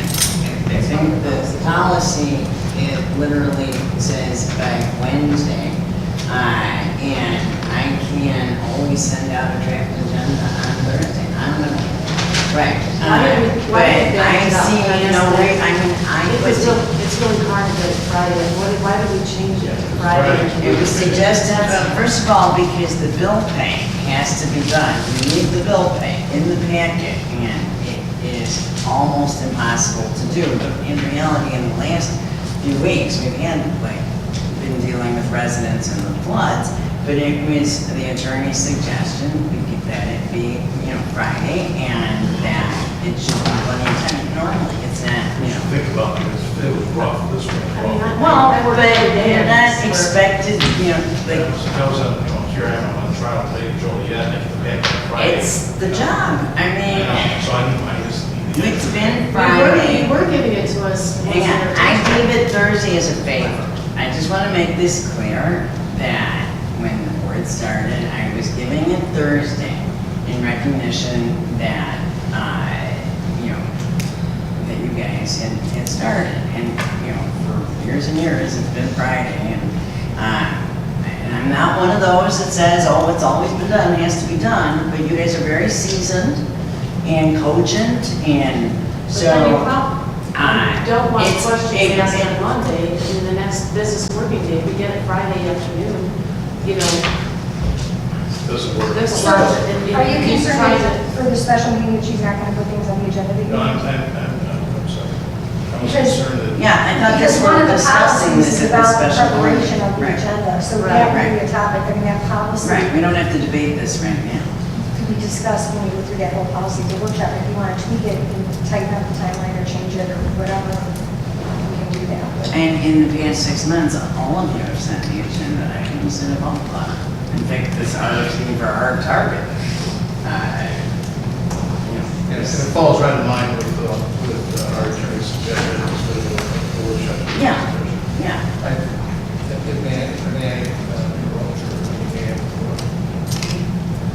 Yes. On the RFP for security, which of course is like. Wait, we're not there yet. We have to finish this Oh, vote. We haven't even voted. You're done, is all discussion done on this? Yeah, I think I'll, because I have hard copies of this, I'm going to pass this out to people now. Okay. Including Carrie, so. The problem is, if you can get a computer copy, that'd be great, because it's very difficult to, make any suggested evidence. Well, if I have hers, I can. If you have hers, I can yes.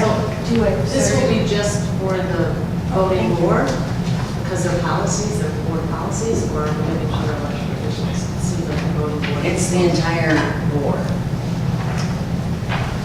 So supervisor and trustees. No, and I meant because the clerk is part of these policies, he's Okay. implicated in like 15 of them. Right. And the assessor is implicated because of the record keeping.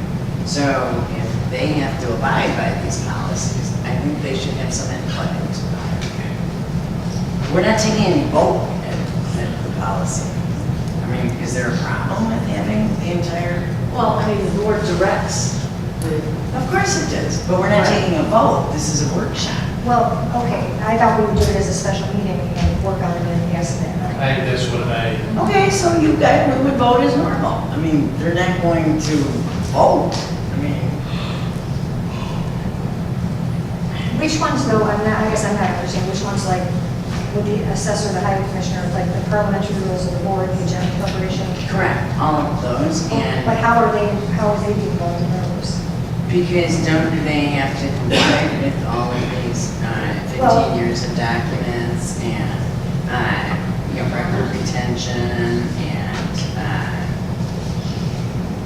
and if the clerk is part, then I think it singles them out. I don't see the harm. What is the harm?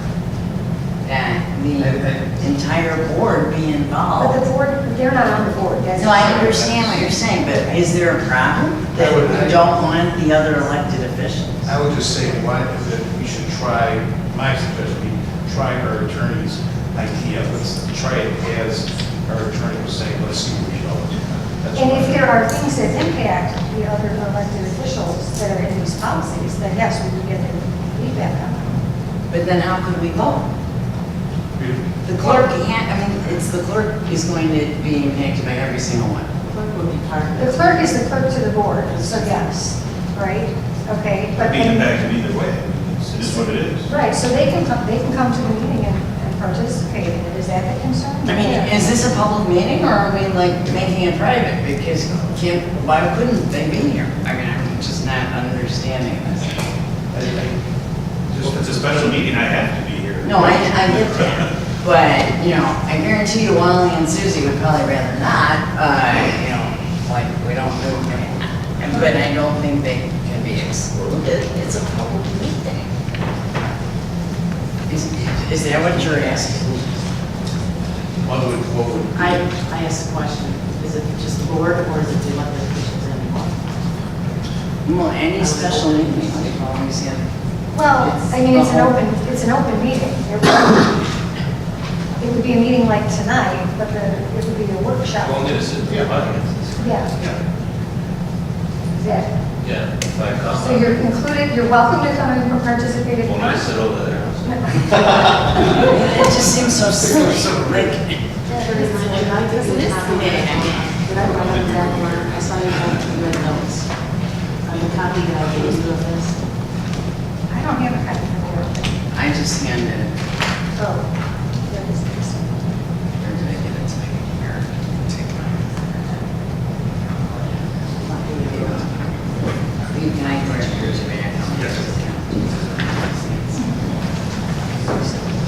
All right, I'm sorry, Clerk Gilanis, can you call the roll on this motion to table till July 10th at 7? Supervisor Morris? Yes. Trustee Jones? Yes. Trustee McKenzie? Yes. Trustee Carabota? Yes. Trustee Sweeney? Okay. So,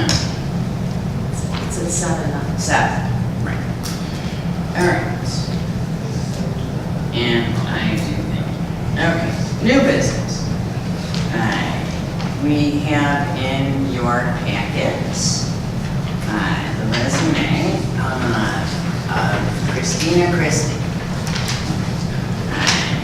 who is not Chris Christie. So, I'm sure she's down that joke.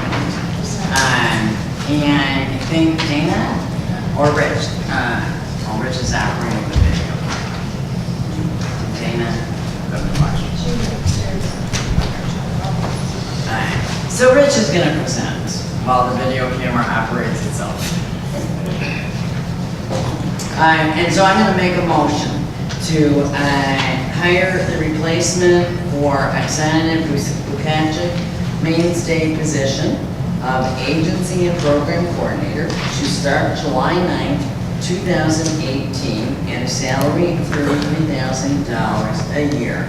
And that should say with benefits. Second. Having a motion and a second, now we're going to be in discussion, and I'd like Rich to tell you the process you went through too. Thank you. We had a total of 17 applicants apply for the position. I conducted 10 phone screens, did 4 first interviews. Dana and I conducted a small number of second interviews. I checked references, and that led to our recommendation that you received this evening for hiring Christina Christie for the position of agency and grant program coordinator. Christina has over 23 years of experience in the public sector. She has a master's of public accounting.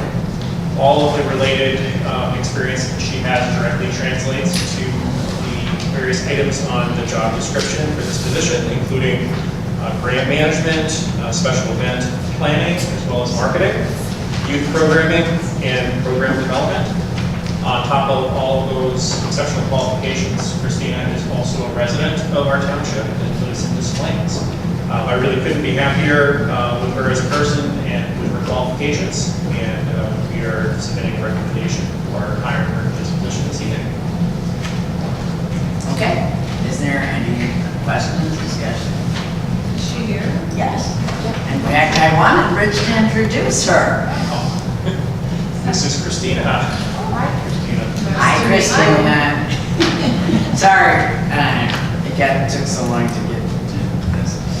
And hopefully welcome aboard. Bye now. Is there any questions you have of Rich? Dana also participated in the interview process. She made it. You mentioned grants, and so what percentage of your time was to be spent on these kinds of doing that? Agency funding? It's about a third of the role is involved in the grant funding process. Christina, in her previous roles, has actually written grants, so it's actually a lot harder than actually handling the applications of grants. But she has the experience to really know what it's like for our agencies that are applying for funding, and I think she did a great job being active in that process.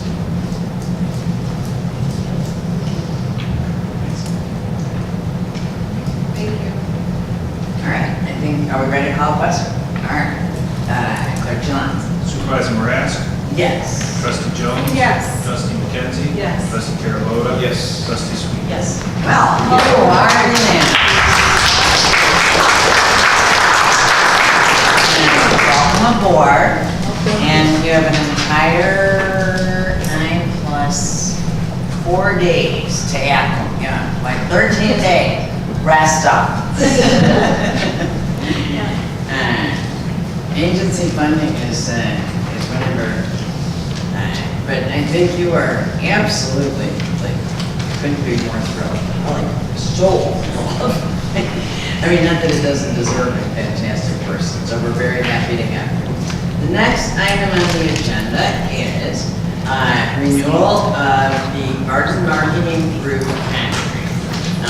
This had been discussed a few months ago, whether the board had wished me at the time to go out for RFP, and we did. And I'm pleased to announce that through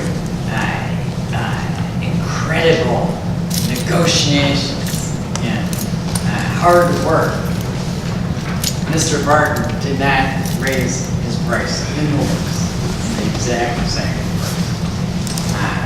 And I think, as far as I can tell, everybody's happy with the work he's done. If you recall, this was a contract that I had negotiated down the last time. And I think it's 1 year, right? Yes. Okay. So I'm gonna make a motion to, pass the attached, Barton Marketing Group contract. Which I believe the termination date is 27. June 27th? Okay. So then this will be effective June 28th. And can I have a second? Second. Having a motion and a second, is there any discussion? Hearing none, wait, oh, no, I'm sorry, I should look, everybody's so vocal. Trustee McKenzie. I just want to ask, Dick, were there any changes other than the dates to your proposal? Thank you. I guess I just, and I haven't really interacted with you on this, so it's probably my fault, but I know that the way the contract is spelled out, and I'm not looking at it in front of me right now, but there's a lot of interaction we have. I mean, when it comes to the press, it's a challenging job, looking at, you know, what's been written about us in the media. And sometimes I feel that it's not really balanced, like what's even included in the packet, because we don't, you know, we didn't have the big article that was written talking about from Jennifer Johnson that had written in the Chicago Tribune. So, you know, about our budget being decreased by $1 million. So I don't know how you. Maybe it's one that we missed, but we just submit everything that we see. We get the local papers and do all the flipping. Are you talking about the packet that's passed around, or cuts it out, like any mention? He doesn't, right? Yeah. So, is that the one? Is that the same one? Okay. That's not it, that wasn't it? No, this is. No, he's this is keeping you not- guys it's not- alerted of any it's not- time. okay. So every month, we produce news clippings as a courtesy, as a courtesy, he gives us what's called news clippings. Right. We And don't puts them break in a folder, and it's just for you guys to kind of see, you know, all the articles that, you know, Right. you can in the newspaper. He doesn't necessarily write them or something like that. I'm not saying that it does, but this is actually the example of one that, you know, when there's kind of things that I think are positive, this was not in the packet. And I just feel that, you know, sometimes the board majority has differed from other members that have been. I'm sorry, board. Trustee Sweeney, who's the board majority? A vote, whatever the vote is. But we're talking about the contract, so is your, Well, okay, everything that it looks like in the contract, the way it's spelled out, is everything is sort of reviewed to you, the supervisor, to decide what goes in. not what goes in the press clippings, I don't write the press clippings. Okay. I don't pick them, I absolutely have nothing to Where do do with it. these press clippings go besides to us? Is that the- They're from the press, no, okay, No, so. I know what they are, I get them, I review them, I see them. It's just that it's not, So I didn't know if it went he somewhere else. missed it, to but the Vicki residents. usually does it, and she was in Arizona for a week. Yeah, but there's no reflection on her. No, it She isn't. makes It's not that copies. she missed Right, it. she just makes Because copies. it's like, you know, it's a Maine Township Google search or whatever manner we do. You know, Dick does other things. I mean, Well, that's okay, so like. let me, there are a number of things that I just have concerns with, and I think sometimes it's the way, like, mainly news being as expensive as it is, both in terms of paying Dick's salary of $42,000 as well as the paper and the work that it goes on. So, I mean, I'd like to look at next year, maybe cutting the budget for certain items, because I don't think we need a 5-page glossy for the mainly news. I don't know that everybody, you know, needs to, I don't know that there's really value in that for people. I look at what other government units do, and it's, you know, it's not a multicolored thing like that. and It's not. Spokesman is pretty multicolored. Yeah, it's kind of gray and white. I've had like more residents comment on how much they love the mainly news and pick Sharon, it's really upset if you don't have it. I'm teasing you. Wait a I had minute, the I would opposite. like more information. Yes, When do my branches get picked up? exactly, but you I've would. already got my tax. Okay, all right, we're not getting, so, yes, of course. Sideline, but And we would reduce um, costs. I wish we could sort of contract out for the things that we really feel are necessary instead of getting a full contract like this. That's my opinion, because I think a lot of the things don't necessarily need to be done, including getting this packet, that requires effort to work, but I don't know what we're doing. we can certainly cut out getting that back. I mean, I'm really. Well, all this goes to sort of the salaries, I think we just. I think that's a Be more frugal with minuscule all this part. taxpayer money. I don't think that is a large part. No, it's not, but the newsletter isn't. Well, actually, we went from 3 issues previously to 2017 to 4 issues. Yeah. And would have quite sincerely warranted an increase. We did not increase, did not ask for more money last year. And we're staying flat again this year. We're still doing 4 issues for less money than we did for 3 issues. You got more 2 years ago advertisers. than previously, so. And we also reduced the overall annual cost of the newsletter by, Laura, was about $5,000 to $6,000 overall. At least, because we got rid of all the PO boxes, the We businesses. trimmed the mailing. And More got efficient forced format. getting more advertisements. Because, I took those concerns that you had mentioned, I took those to heart. I'm not just here to spend money. But it does provide a valuable service. I mean, it really does. And you can't, we had this discussion previously, we can't, and it is now on the website, but you can't have it solely on the website because we have such a large senior population and such a large, I can't assume everybody has them.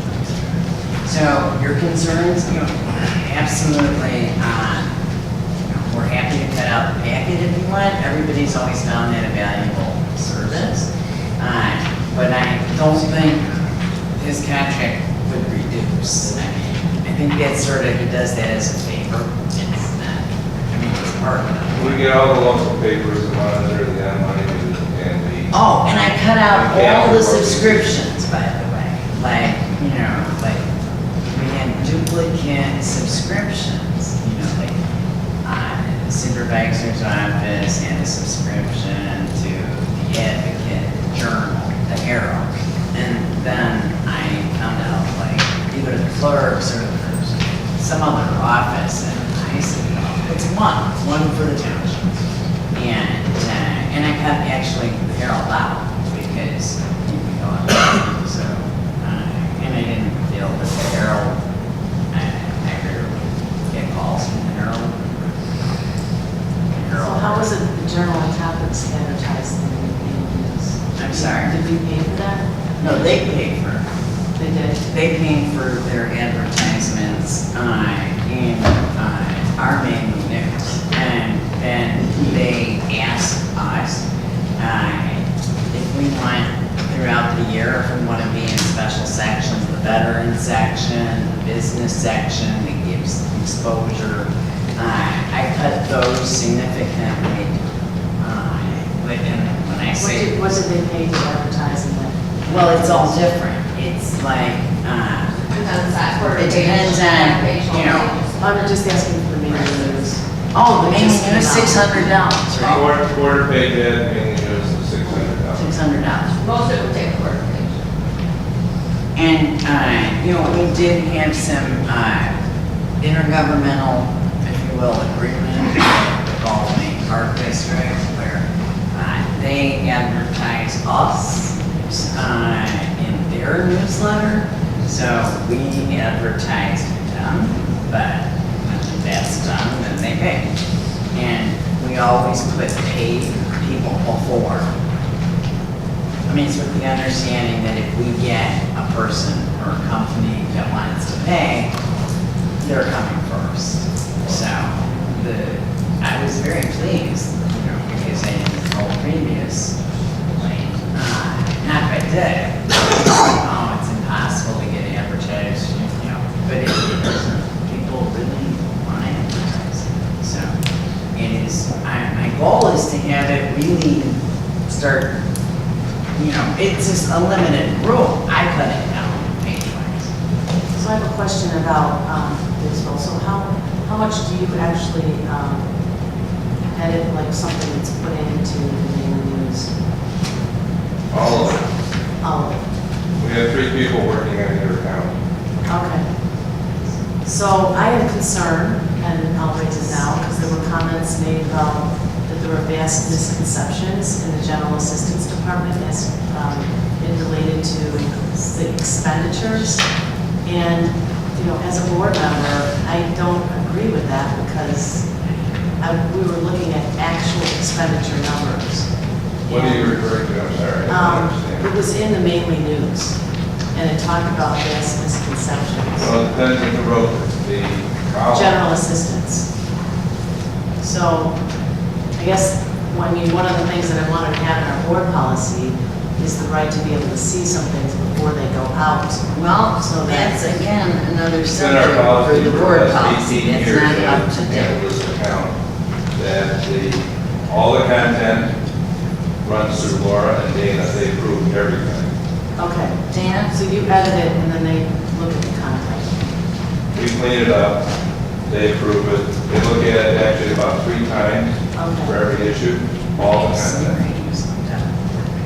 For the contracts, we report to the supervisor. Gotcha, so it's a policy issue. Thank you.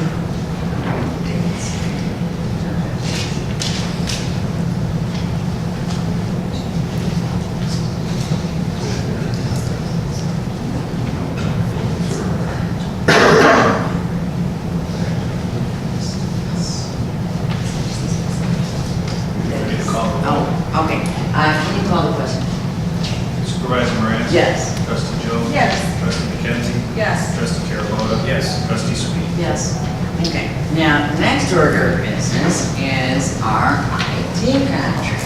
And we had, 4 people, 4 companies respond to our RFP. And are any of the companies here? Okay, they're all here. And so I'm going to make a motion at this time to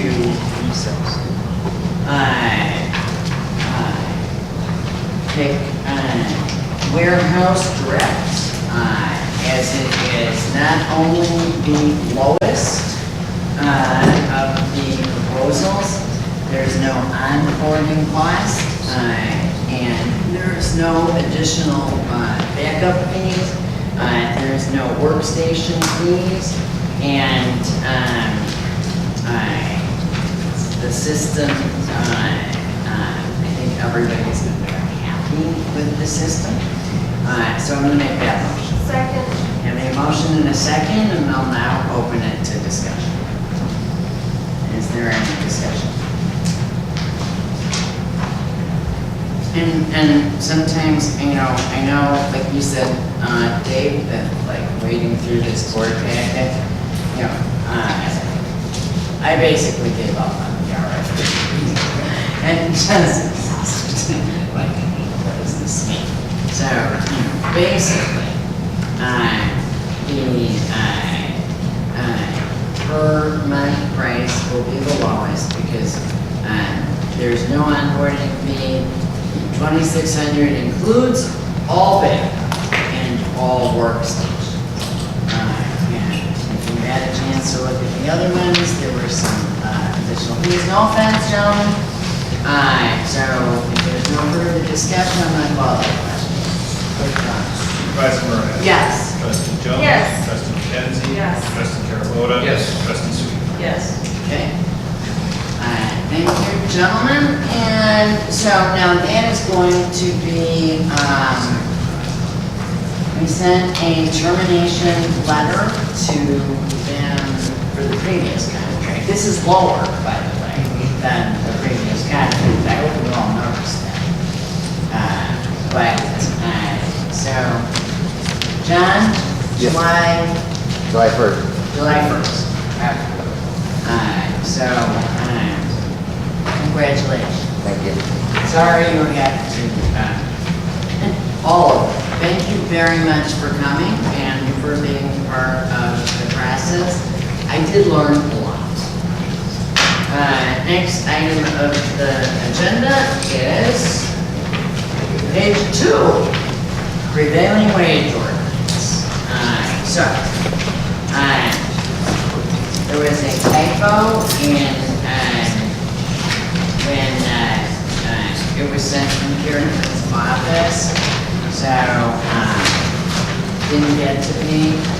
So in your packets was the form, the laws changed. Karen, and then there's a little addendum attached. So that's why once we realized this error, which is tonight, printed that out. Doesn't change a whole lot, but Karen and discuss if you have any questions on that. Yeah, the only change in the law is that this year we don't have to publish the prevailing wage ordinance as we had in the past, provided that we do a hyperlink on the township's website connecting it to the Department of Labor rates. And so this will save the publication cost. So the ordinance provides for that.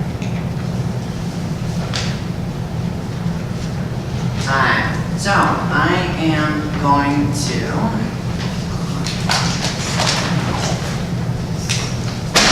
make a motion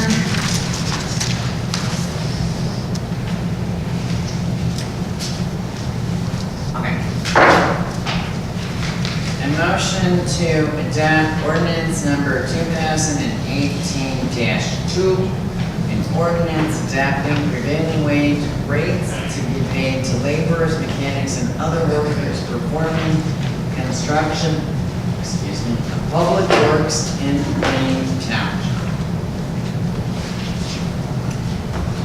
Second.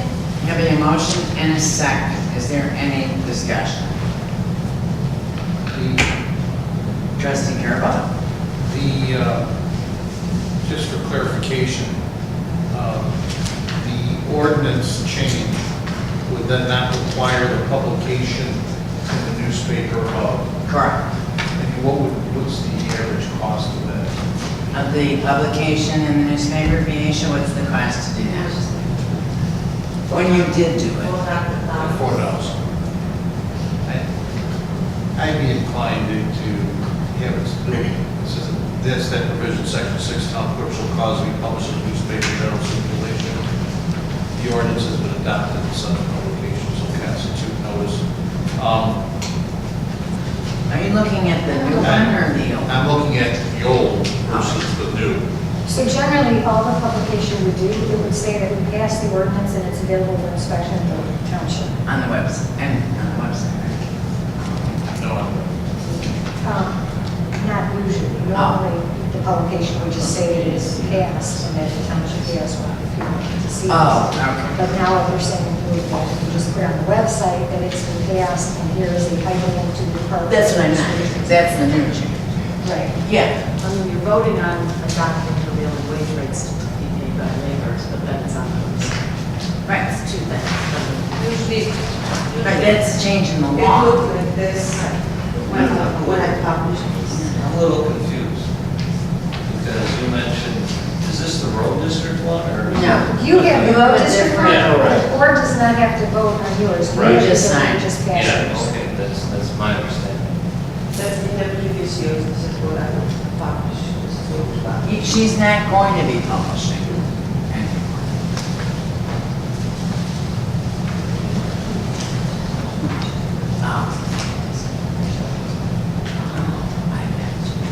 So I have the training for this year, but I'm sorry, Trustee Carabota, are you asking because you want it published?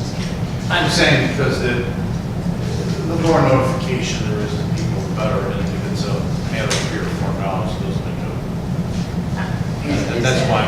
It doesn't specify the amount that a carpenter gets, or you know, it just says you passed the ordinance. You know, it would be interesting to put down the right to prevailing wage salaries, but you're not gonna have that in the newspaper. In the publication. So originally, the publication requirement did require public bodies to actually publish all of that, but then it changed. They're trying to streamline some of the cost of publication for public bodies, but I think they don't want to compromise transparency. So, I mean, there are a lot of townships that don't have websites who will continue to publish, but.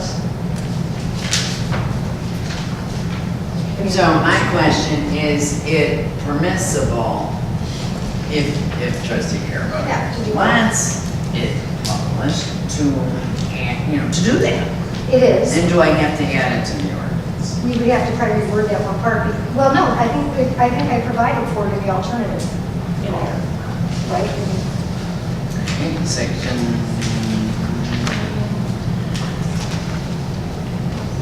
It's an either or. Oh, you're right. Okay. Stop ahead again. Awesome. I think I myself, I prefer. I don't have any problem with it. Alright. So, Aviation, alright, so is there any other discussion? Yeah, if that's the ordinance as is, and then you can provide directions to staff as to how you Right. handle it. Is there any other discussion? Hearing none, can you call the roll? Supervisor Marasco? Yes. Trustee Jones? Yes. Trustee McKenzie? Yes. Trustee Carabota? Yes. Trustee Sweet? No. Okay, so, so Aviation, we will publish it. Oh, that's what has to be decided.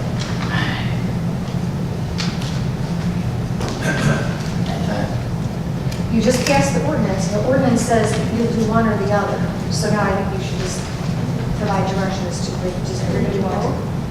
Yeah, can we do both? That was my Yeah. question. I'd rather do both. Okay. I mean, put it on the website. Website and then in paper.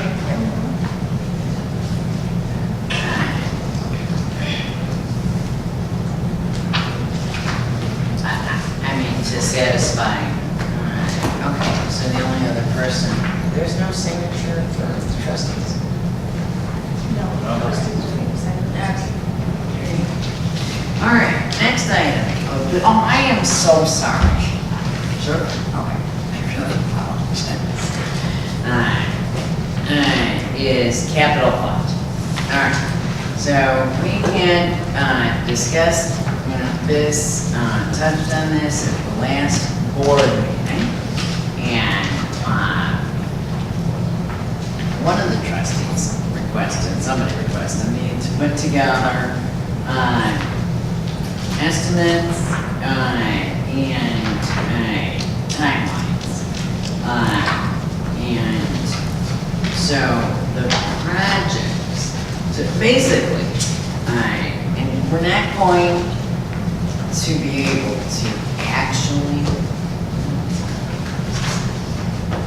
Yeah, maybe if I can give a little background Yeah, on you this. give the background. So there was recently a change in the law with respect to the ability of townships to accumulate funds. So now what happens is if you have your cash on hand at the end of the fiscal year, and then you have your levy that you're seeking additional funds, if that exceeds 2 times your average expenditure out of those funds for the previous 3 years, you're going to have a tax rate objection saying that you have too many accumulated funds. So when you talk, 2.5. pardon me? Is it 2.5? It varies between 2 and 2.5, depending on the fund and the different cases that come down with respect to that. Oh, really? Yeah. So, right now, one of the issues that you have is that you have reserves. And because your budget is so tight, it's not drawing down on any of the reserves, so what you're going to do is trigger additional tax rate objections. The General Assembly passed a law within the past year saying that you can accumulate funds in a capital fund for long-term improvements and for, if you're going to have a capital improvement plan that you might have for, okay, we're going to need a new roof in 5 years, or we're going to have to pave the parking lot.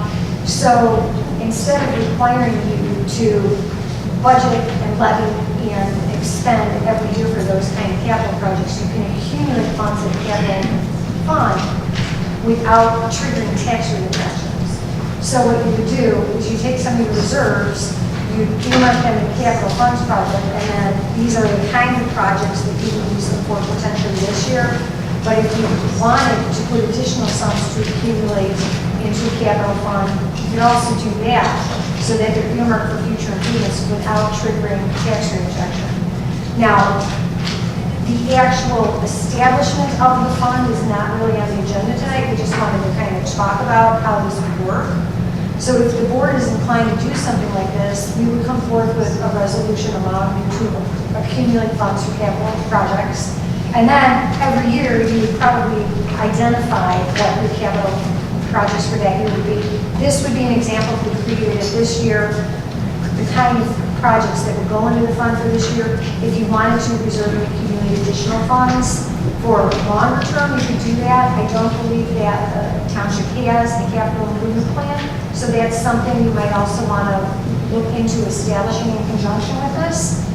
But then the way that, right now we have a pool of reserves, and this is what the supervisor was referring to before when Trustee McKenzie made a comment about that we have money in reserves for like the staff survey.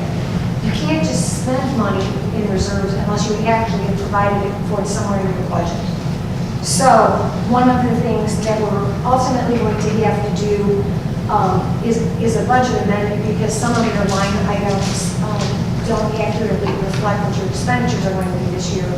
So we wanted to bring forth the capital fund issue because this was alluded to during the budget hearing to figure out what does the township board want to do with respect to these capital projects. Do you want to create a fund? If you do that, when we go through the budget amendment process, we would put the capital fund in the budget, so you have the ability to expend these funds. Do you want to consider having a long-term capital improvement program and drawing down some of your reserves and putting that in there so you're not triggering the tax rate projections? Those are the kind of issues we really wanted to start a dialogue on.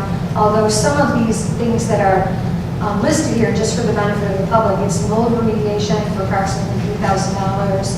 Foundation leveling out of the courtyard to prevent mold, and that would be $10,000 to $15,000. Painting to be completed by fall or summer, that's $14,000 to $16,000. Parking lot pavement, which will be done this summer, and that's somewhere between the 20s to the 50s.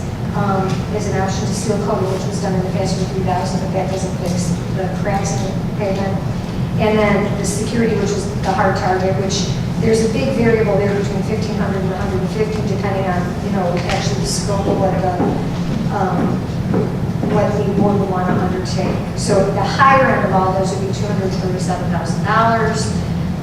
The alternative would be to create the funds, put the money in there, do some of the projects and not all, but you have do some of them on a long-term schedule. So really, we put it on the agenda to just get direction from the board and start the dialogue about, what do you think of this idea? Does it sound like something the board would want to do, or on this kind of scope, or a greater scope, or a lesser scope? So that's the way it's on the agenda. Can I ask a question? If the road fund, highway department went to establish this as a village board, who will say it's township fund? Well, you have the ability to establish your own budget, so we could, if you wanted to establish a capital fund for road improvements, you would have to look into whether or not, like what kind of capital projects would the... Well, these mainly road reserves, and perhaps, But... and then we have a reserve. We have to admit, we couldn't have the budget hearing at the same time. Yeah, we would, I can talk to you about like what the procedure... Well, I can call you or call Right. you. Yeah, about the procedure to do that, but just like normal, you would submit your budget to the board. But how specific is that? Did it mention particular streets or particular? No, I was... Yeah. No, I was told that you have to mention it's particular project. Right, the law doesn't require you, but the law says you can establish a capital fund. My recommendation for the best practices would be to have a capital improvement plan kind of over the next 5 to 10 years and try to designate what you want to do each year. Now, that's what other units of local government do, and sometimes they have 6 projects and they only get to 3 of them, and 3 of them get bumped to the next year. It's a very fluid document that would be updated as time went by. But I just told the supervisor that they're coming forward here it would be best to itemize like each kind of piece, so you kind of get a concrete focus as to what kind of projects we were talking about.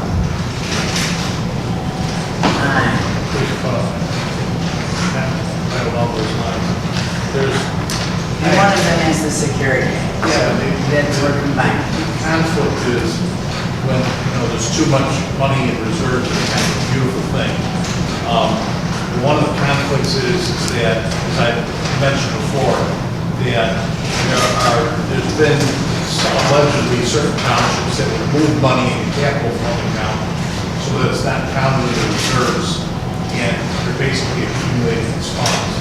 I think, but then on the other hand, I've been told by people I discussed this with that are more knowledgeable than me, that a capital fund, as you were talking about, is really kind of a good idea, because there are times when those emergencies happen or something you can't anticipate. So maybe the way to consider it would be, because when I heard capital fund, I got all nervous, because that's one way to hide, not just to hide money, okay? But going along with your line, you said, look, if you had certain specific allocations, and those specific allocations go into that fund to be used for this particular purpose, I think that would go toward alleviating that concern. Yeah, and this board has already articulated that they're committed to accountability and transparency, so I don't think it's going to be like some slush fund here. So, because the public will keep you accountable too. Well, and also, everybody, everybody, keeps like saying that, I think some of the public comment has been about the reserves. So, this is a way that you actually use the reserves to do good for what's needed to be done. And I'm very specific, that's why I was very lengthy and standing, John. And getting, these are 4 of the 5, we put the highest in, because you just don't know, and I didn't want to be shocked. But also, the parking lot is not in there, and it's listed as a project. But those were well above the bid amount, so as to not bid rate, we didn't go out and get estimates, or be accused of it, because then they get information that they shouldn't get, right? So, parking lot will be anywhere, that's why you have a range, between 20. Well, the concerns I raised before about the reserves is that I'd like to give the money back to the people. However, what we're showing here, first of all, the amount of money that we're talking about is obviously, it's obviously accountable for, and it's obviously shows a need, and it's $237,000 high on the high end. On the high end. On the high end, and it is, the need is there. Right. The other thing too is just to avoid, say, the surprise, you need this money suddenly, you just don't have it. Well, and that's the thing. Because that was explained by people that are in the know. I have to, do this mold, which, I've also, we're gonna have a few, this is gonna move right into the next item. What I would like to do, if it's okay, I'm sorry, Miss, let me wait till I finish my presentation and then I'll call you.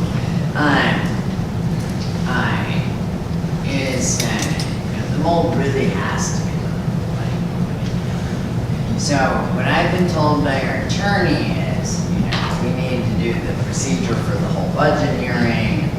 I think the earliest that I can get that is like the week after the July board meeting, because the amended budget has to go on file. It has to have a place, right, for capital fund. And so, I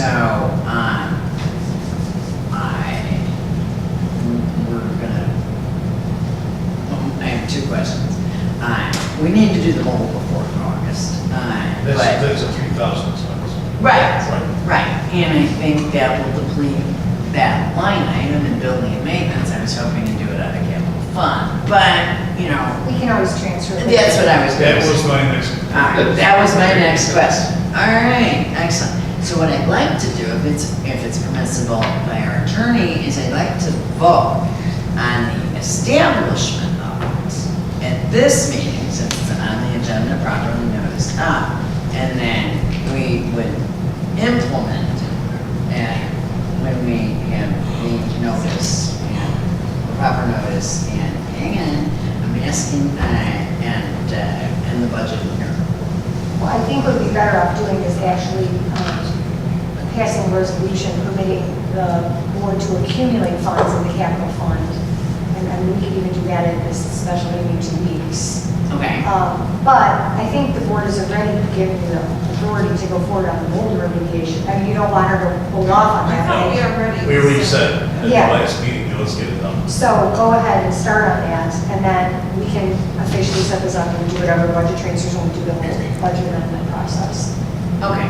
Sure, Tom. So we can pass a resolution at the special board meeting in 2 weeks that we're gonna do that whole process. Right. In, the last week of July or first week of August, whatever, the week after yeah. Okay, I'd like the road district to kind Why, of you're piggyback right. on this. If it's in 2 weeks, that's fine. Maybe we. All right, Take that I'll talk to into you about that, because I want to make sure that the change in the law applies also to road districts and their townships, because road districts have other abilities to accumulate funds for things. So when you say like road improvements, are you talking about township roads, or are you talking about something specific, like a capital project for the road district? So I'll talk to you about that Yeah, I'm separately. just So, talking about in general, yeah, covering your costs for flying road. exactly. Right. I mean, because a lot of road districts actually do say, okay, these are the road improvement projects that we're going to do for the next 10 years. And yeah, I mean, that I think would be beneficial for the board to get too, for the public. So we can talk separately about that then. And if, And that could be implemented you might 2 have, weeks from now or even further. well, we can put you on the same Yes. track as the township fund. Trustee Smain. Is this just defined in statute, what can be put in the capital funds? I don't believe that the amendment defines it, but there's a kind of a standard accepted definition of what a capital project is. I mean, it would, you know. You can't pay salaries out of a capital project. Right. I mean, so there, I think. Work in the building, or I was under the There's impression, not limits, or there's not a statute that points to, that's all. I'll check on it. I don't know offhand. I can check. So now, what you're saying, Carrie Lynn, I did not make the motion, so like, it's just a discussion right now. Yeah, so I don't think we need. So in 2 weeks, we'll have a resolution.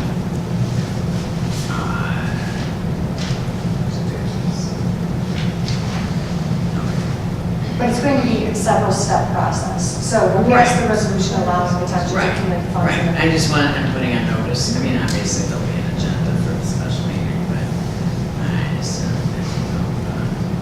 agenda, okay, now, Question. okay.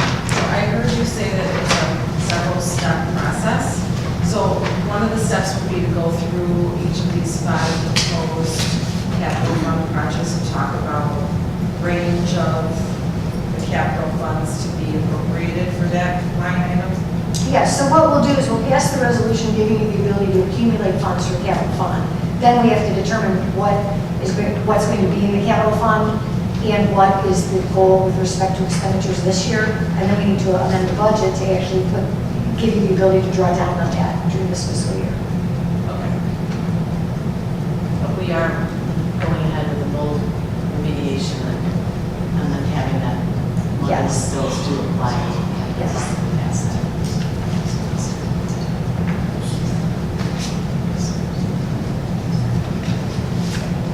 Yeah, and one, the other point about just so we kind of tighten up our procedures, I think we could talk about this at the workshop too.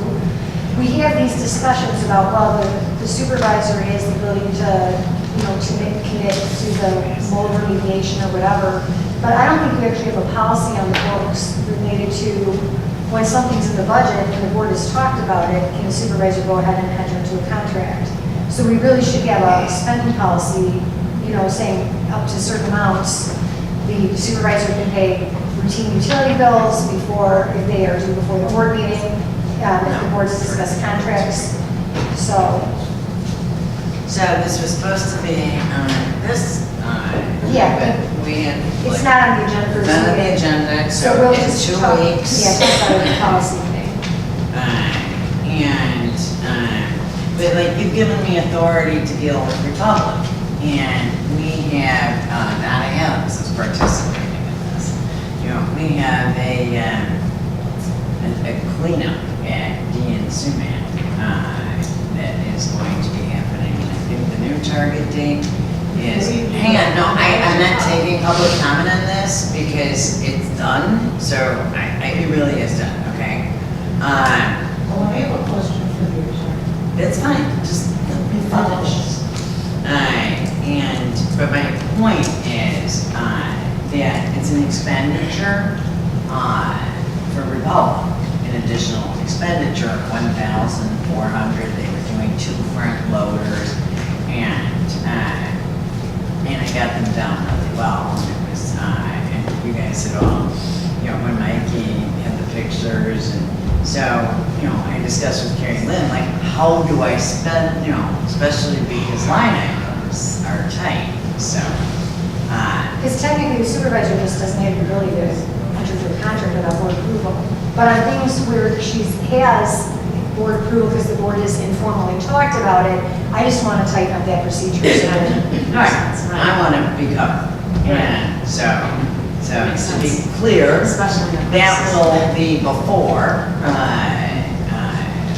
it will most likely be. Donna, what was the new date that Mikey said? It's next Saturday, Yeah, the okay, 30th. right. So until we get the process in place, there might be some contracts that work is undertaken, Yeah. and then we're ratifying the contract. but you guys had already said that was okay, so I just. You tried to talk Michael to go down there and ask what he wanted. And I have More to than willing. congratulate Donna Adams. I do want to say that, well, I'll do it in my board, I was going to do it in my board report, but Donna via Susan Sweeney, trustee Sweeney, had offered a group of volunteers to help in cleaning various portions of the township. So we're going to really, they did a great job. They've already done one weekend. And, oh, Mikey's there, I didn't recognize you. You're hiding. And you shaved, that's it. All right, so I think it was Donna who had public comment, right? I was just going to say, just one thing to add, if we are saying what best practice would be for the capital fund, it seems like we should have a big number for unknown items. That would be best practice as well, to list out all of the things that we do know, and to also have a big number for things that would be a surprise. That's a great idea. Yeah, that's why I went on the things I do know. I went on the far end, and because in the space of time since Mike and I sat and did this, we developed a 8-foot sinkhole in the front of the township. It's always an adventure here, and luckily IDOT did come on Monday and fill it, but with all the rain tonight, it may not be filled, and the electric pole is liable to fall over, which is what it's in danger of. Comment claimed it was work done a few blocks down, but they claimed they did not mess up, but some sewer over there caused our sewer to be like, I've never seen a sinkhole except on the pictures with big guys swallowed up. But, you can literally see it falling in, so when it gets to the parking lot, that is our work, so. But you can also keep in mind my concern that I mentioned before about, I know that maybe there's a supplemental amount, but we got to kind of watch that because I don't want it to be, as you mentioned, viewed as a slush fund. Yeah, and we High reserves. are not tracking, there is all of the reserves, and we're tracking, I think this outer range was what, 2 or 7? 230, yes. Right,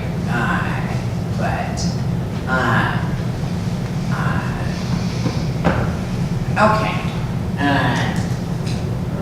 Oh, All right, Val, yeah, so the next thing that we had suggested beyond would be line item transfers, but I think that since we're gonna have to do a budget amendment anyway with respect to the capital fund, we can just go through and do a presentation on that when we do the budget stuff. in 2 weeks, you mean? I don't think we do the budget stuff in 2 weeks, right? Well, we were going to. Well, we could do a tentative amended budget, if that's what we could do. So I want to put on file the notice to do that, because if we put the notice on file tomorrow, you're saying it would be next Wednesday, right? If the journal, it goes only Wednesdays, yes. And the advocate needs 2 days' notice, so it'd be too late. for I the advocate. never put anything in that, I don't know. I thought, Dick, what's the deadline for the advocate? Usually Thursday prior to the publication week, so Thursday for the following Thursday. Same Okay. thing. They print that edition a little bit So early. that means that it would be 30 days from next Wednesday, which puts us into the 30th. But we need to pay you. So one of the issues here is I was hoping we could do a line item transfer as a temporary solution. We also have to pay your ethics, because we have no money to pay. I just keep doing what I do to fix it. Okay, to pay either term in July. And what did you say, Carolyn? So go ahead. I said, well, so one option would be do a 10% transfer for a line item right now, but I'm recommending that there's a change in the procedure with respect to the way that you pay your bills. Because in the past, what has happened is the township makes expenditures, and if you're over budget line items at the end of the year, you clean it up. I think it's better for fiscal accountability that if you don't have money in the budget, don't pay the bill. So what I'm suggesting is, like, if there's some line items that we already are going to be over, amend the budget, so you're going to have sufficient money to ride out the whole year, instead of paying things that you don't have in the line item and then trying to fix it at the end of the year. I just think that's a more accountable way to do it. But you have like bills right now where you can't pay them because they'll overdraw by 200 or something like that. In the past, you guys would always just pay those bills and fix it at the end of the year. Right. So what I'm saying is, like, for the next month until we run the budget, that we keep following our practices. Oh, okay. Is everybody okay with that? So we can pay both attorneys? I mean, it's really that line. And that's the way you've been doing it the last 21 years. Right. I just think there's, judging from what I've heard At the from end of this the year, we board, always do there's a line better way item to do it in the transfers. future. Yeah. And, that's why we had this long discussion and why I kept saying, we're basing a budget to amend the trustees meeting. Just based on the budget, the salary budget that was passed, there has to be an increase now in the assessor's office based on versus what was passed in the budget. It's included. No, it was 179, and now we just increased it by the vote today. So. But the we have number budgeted, in we're increasing the- the assessor's budget. But the number of the,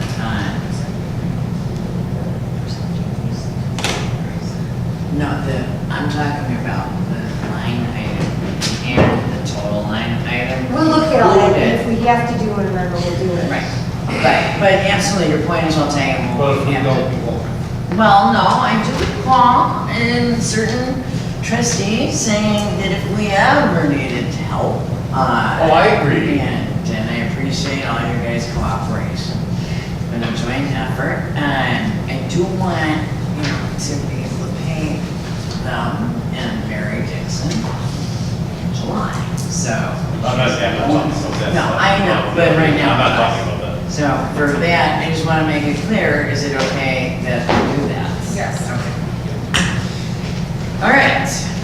Wow, I can't believe we got through this. Officials' reports, and everybody is stuck to under 5 minutes. Is that acceptable?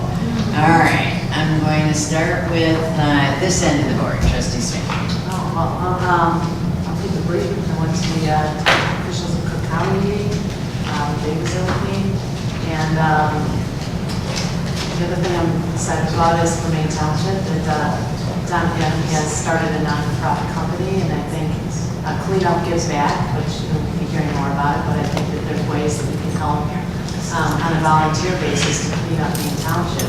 that will offset some potential other expenses and really be good for the community and Maine Township, maybe ways of volunteer on their own time to do that too, for other people in the community. So that's all I can say. Thank you, Trustee Sweeny. Trustee Carabell.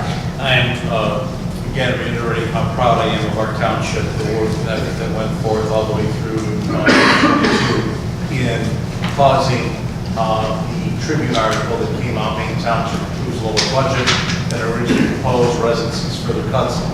It's an excellent article. It tells the people in detail, not an opinion, but the reporter actually reviewed all the budgets, all the data, quotes the budgets, quotes the data, the binders and binders of which we have, each have as trustees that we've gone through. It's just an excellent article. It really puts on the front page how Maine Township is different.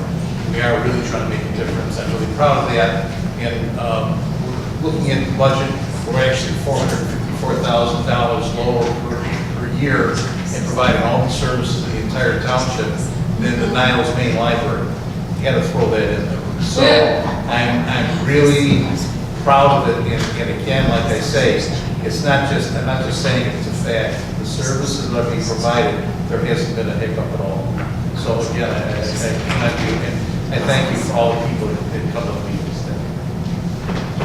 Trustee McKenzie. Wow, that's a tough act to follow. I guess I second that. And as far as officials' reports, this month, just recently, actually last week, we finalized and worked with the attorney, Mary Dixon, who we hired and engaged for the IMRF appeal.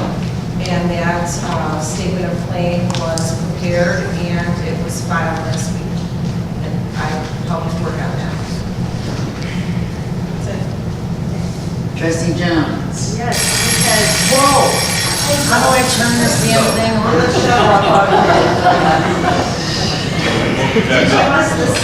the biggest, No, I couldn't figure out how to get it to 0, so I just put it at 55 minutes. Wow, we've got another whole hour. Okay, we're doing good. Trustee Jones. so this has been a very busy month. Beginning with the Memorial Day Parade on May 25th, I was happy to participate in the Memorial Day Parade and honor all of our veterans. It was a great day and a beautiful parade. On June 2nd, I was here for the recycling event for a short time and saw the great work that Dagmar and our emergency management crew are working hard assisting the recycling companies. That was a great event. It was also very well attended as usual. June 5th, I was invited to a reception at the Partridge Country Club, sponsored by Lutheran General. It was an informative evening regarding the merger between Aurora Healthcare and Lutheran General, and the impact that's going to have on the township and the community at large. It's like it's going to be a great merger, and we're very fortunate to have such a high-quality healthcare in our neighborhood. June 6th, I attended the neighborhood watch meeting and learned what's going on in the community, the unincorporated area. And June 11th, I attended the National Night Out meeting, preparing for our National Night Out event, which is in the beginning of August. That concludes my report. Clerk Giuliani. The only thing I want to add to my report is a big shout out and thank you to my staff at the clerk's department who has been putting in the extra time with all of the Cook County stickers that we've been issuing, working the weekend when needed, and just as always doing a great job representing myself and the township. So thank you all. Highway Commissioner Kazmierczak is out a written report. No talk. He's not going to talk. So we will make his written report. I don't think I gave a copy to the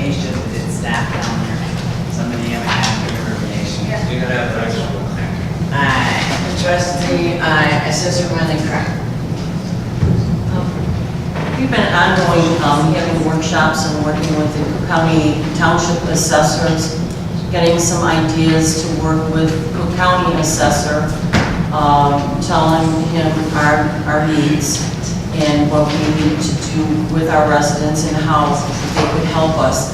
They're developing a new website, and we attended a meeting. I did with staff, a couple members of my staff. Felt very important for them to come to the meeting and see what they were going to offer. It looks pretty interesting now at the beginning. I know the county is paying a lot of money for this. They've been working on it already for over a year. They don't think they'll have it up and running until 2020. So there's a lot of time and more input. We're going to have further meetings and further discussions to get it ongoing. And in actuality, that program will also internet intertwine, I should say, the recorder, county recorder's office, the treasurer, and also the board of review. So we'll all be able to be on that and working together with that. I think it's a good program. Like I said, the county's spending a lot of money, but it's, I think, a long time overdue because the system is really kind of messed up. And what we have, a system that we have, will be antiquated at that point, and this new system will come out. You know, I'd like to make a couple other comments. Oh, the tax bill is out online. You can see it in the treasurer's office. We thought it was going to be late, and we thought that maybe we would pay into August, September, but the Cook County Assessor's Office has been working overtime and on weekends. So they do have it online at the treasurer's office, and yeah, you'll see it. And there is a written tax bill, a hard document, that'll be coming out. We're not quite sure, we hear it's in print. That's about what we have on that. With respect to that, so if I use my PIN number and I go on, it was my understanding from Liz, like I still can't pay it early until it like actually opens, because the banks don't have it. Banks don't have the hard copy. Right. No, they don't have it. It's only on the treasurer's. So I couldn't put my ACA. You pay online? I could pay. It's something like that, by email. On email, yeah, so you can print it. Although really. You can send it, actually, they used to charge before, they could pay it online. Right. To the treasurer's office, they're not charging anymore. Okay. You can pay online. But unlike December. Of course, if you use your credit card, only if you're doing a bank transfer. Right, but there's no incentive to pay her, unlike, unless. Well, you just want to get it off your mind. The good news for the township is that our money won't be really, bad news for the township. Because expect the bills to be going up. Right. I'd like to make a couple comments on our board. I'm really a little upset one trustee's actions. I think they were very unacceptable. Another trustee, I feel, is very hypocritical in that what is good for that trustee, but not necessarily for the people who work at the township. That trustee received a pay raise and receives IMRF benefits from their employer, and that is also paid taxpayer money. I just want to make a couple comments. Names. Wow. And I'd just like to say that was appropriate. Sometimes I think what has been done and what has been said is not appropriate. it's time for, is your board report done? Yes, it is. Great, thank you, Assessor Frank. I'm going to make mine so that everybody can get out of here before we have a huge flood. Speaking of floods, we have had 2 to 3 in the past couple weeks, and I have to give a really good shout out to Danmar and to Bob Brzezinski in the Highway Department, and to Mike and Jessica, because the township parking lot was underwater, and to Pete's office, and invasion. The clerks, wait, I wish you guys could be here during the day. I mean, the line for the stickers, I mean, you would think they were selling gold. And, I mean, it literally was snaking, you know, around and out the door and down the hall. And so obviously we can't have a flooded parking lot and a sinkhole that implodes in the parking lot. So everybody worked together and Dagmar patrols and I got the email on the sinkhole on Sunday, but we kept a tight eye on the weather, which so far the Des Plaines River has not overflowed, but is close, as is the Lutheran General Retention Pond, which then that's going to be a problem. So we already have put in our stack of sandbags, which will be available, at our town hall for free outside garage, and also emergency kits. If the next 2 days bears out, you know, what they said, but since the weather forecast really is like a shot in the dark. But also I want to talk about, but I really do appreciate all the teamwork there. It was really good. And we've been fielding a lot of resident calls about it, and everybody has been attended to, and everybody, you know, had to go in order, and we helped one Niles resident get service from Niles because there were 3 inches of property on the main side. Okay, 4th of July parades. So the only person, we have one person who wants to participate in Niles. I want to know the trustees' thoughts if they want to do this. Do you want to use staff to do that? You're going to be out of town. Trustee Jones is a no. I go to Des Plaines, I can't do both. You had said yes. You didn't say. Oh, yeah, it was, yes, yeah. Okay, so 2. And so Dagmar is scheduled to take you guys and then drive you over, you know, and to bring half the candy, you know, to Niles. So I just wanted to make sure that, because Wally had originally been a yes, and then he decided it was too much to, you know, it's sometimes tough to get back. So I just wanted to make sure that you're okay with that expenditure. I mean, it's $25 for the Niles Parade, it's Dagmar, so, is it? Cool? Yeah, well, I'll do it, but I also have to participate in the labor of throwing the candy. Well, yeah, we're doing that in Des Plaines as well. So, Dagmar, give your answer. Could you read it 2 times, because I didn't know? Niles is 9 a.m. Now it's 8:45 it starts. Take it back. It's I'm gonna 8:45. send everybody emails tomorrow, And then Des Plaines is 10 o'clock. 10 o'clock, but they're But always. We never actually start till about 10. Kick off on And how you always keep us straight, it's unbelievable. See. And I don't know, Dagmar, did you find out the place? Okay, if you can tell Dagmar what number we are. I haven't gotten this much yet. No, I mean, Niles. I talked to them. Okay, good. All right, so that's taken care of. Oh, then we have Taste of Park Ridge. So, Maine Township will be sponsoring the beverage tent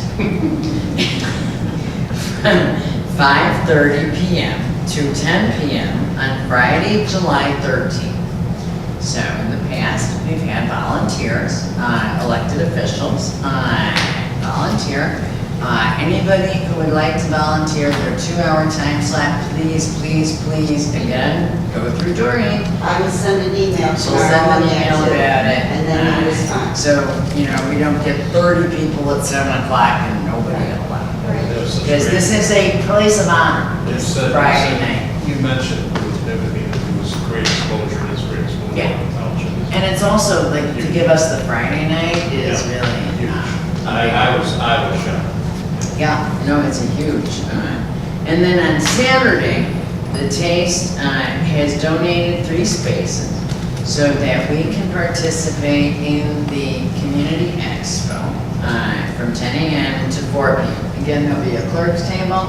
I can't remember, is there Highway table, I think there's an assessor table. No, it's, okay, Maine Township. She's with us. Right. At the township. And so that's canopies on cork, right? Right. Okay. And then on Friday, there'll be senior bingo, that, any trustee could call you if they want to volunteer Yes, to it's call from 1 to numbers. 3. I'm sorry? It's from 1 to 3. 1 to 3. Okay. Doreen will put all I'll that. do all that. and the- Oh my gosh, it's great. So I think I covered everything that's happening at Displays of Park.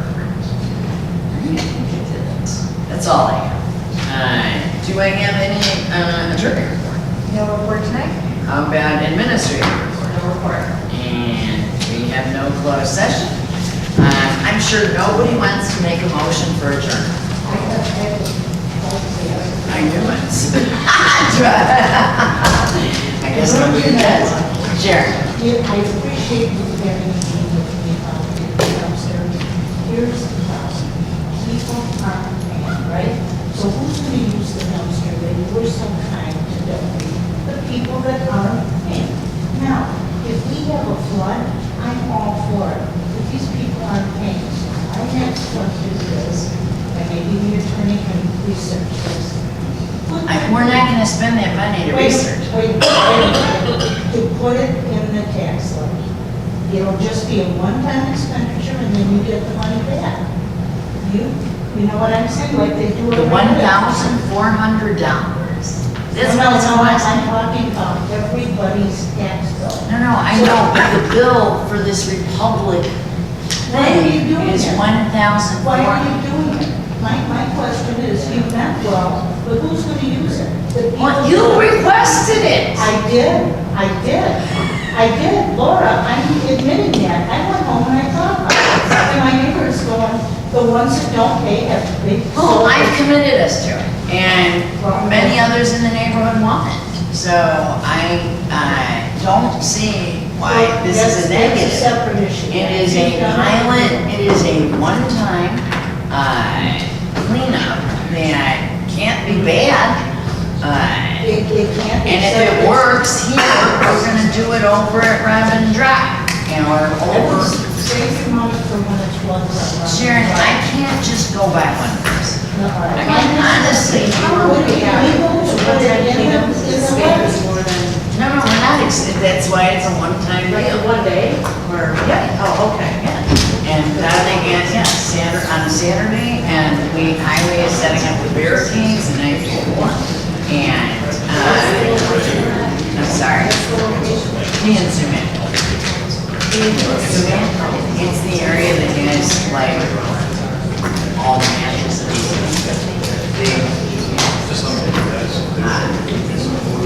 What? If we get what? Oh, absolutely. Absolutely. And I'm just really thrilled that Don is now. So, I'm sorry. Yeah, which is a totally separate journey. Like, I need a motion to adjourn. We're not gonna have a private discussion about this. Motion to adjourn? Second. Put it in the levy. Let's find out. The levy is in November. I understand, but that'll fix the problem. We won't make this. All in favor? Aye. And I'm sure that we can ask the attorney if we can do it.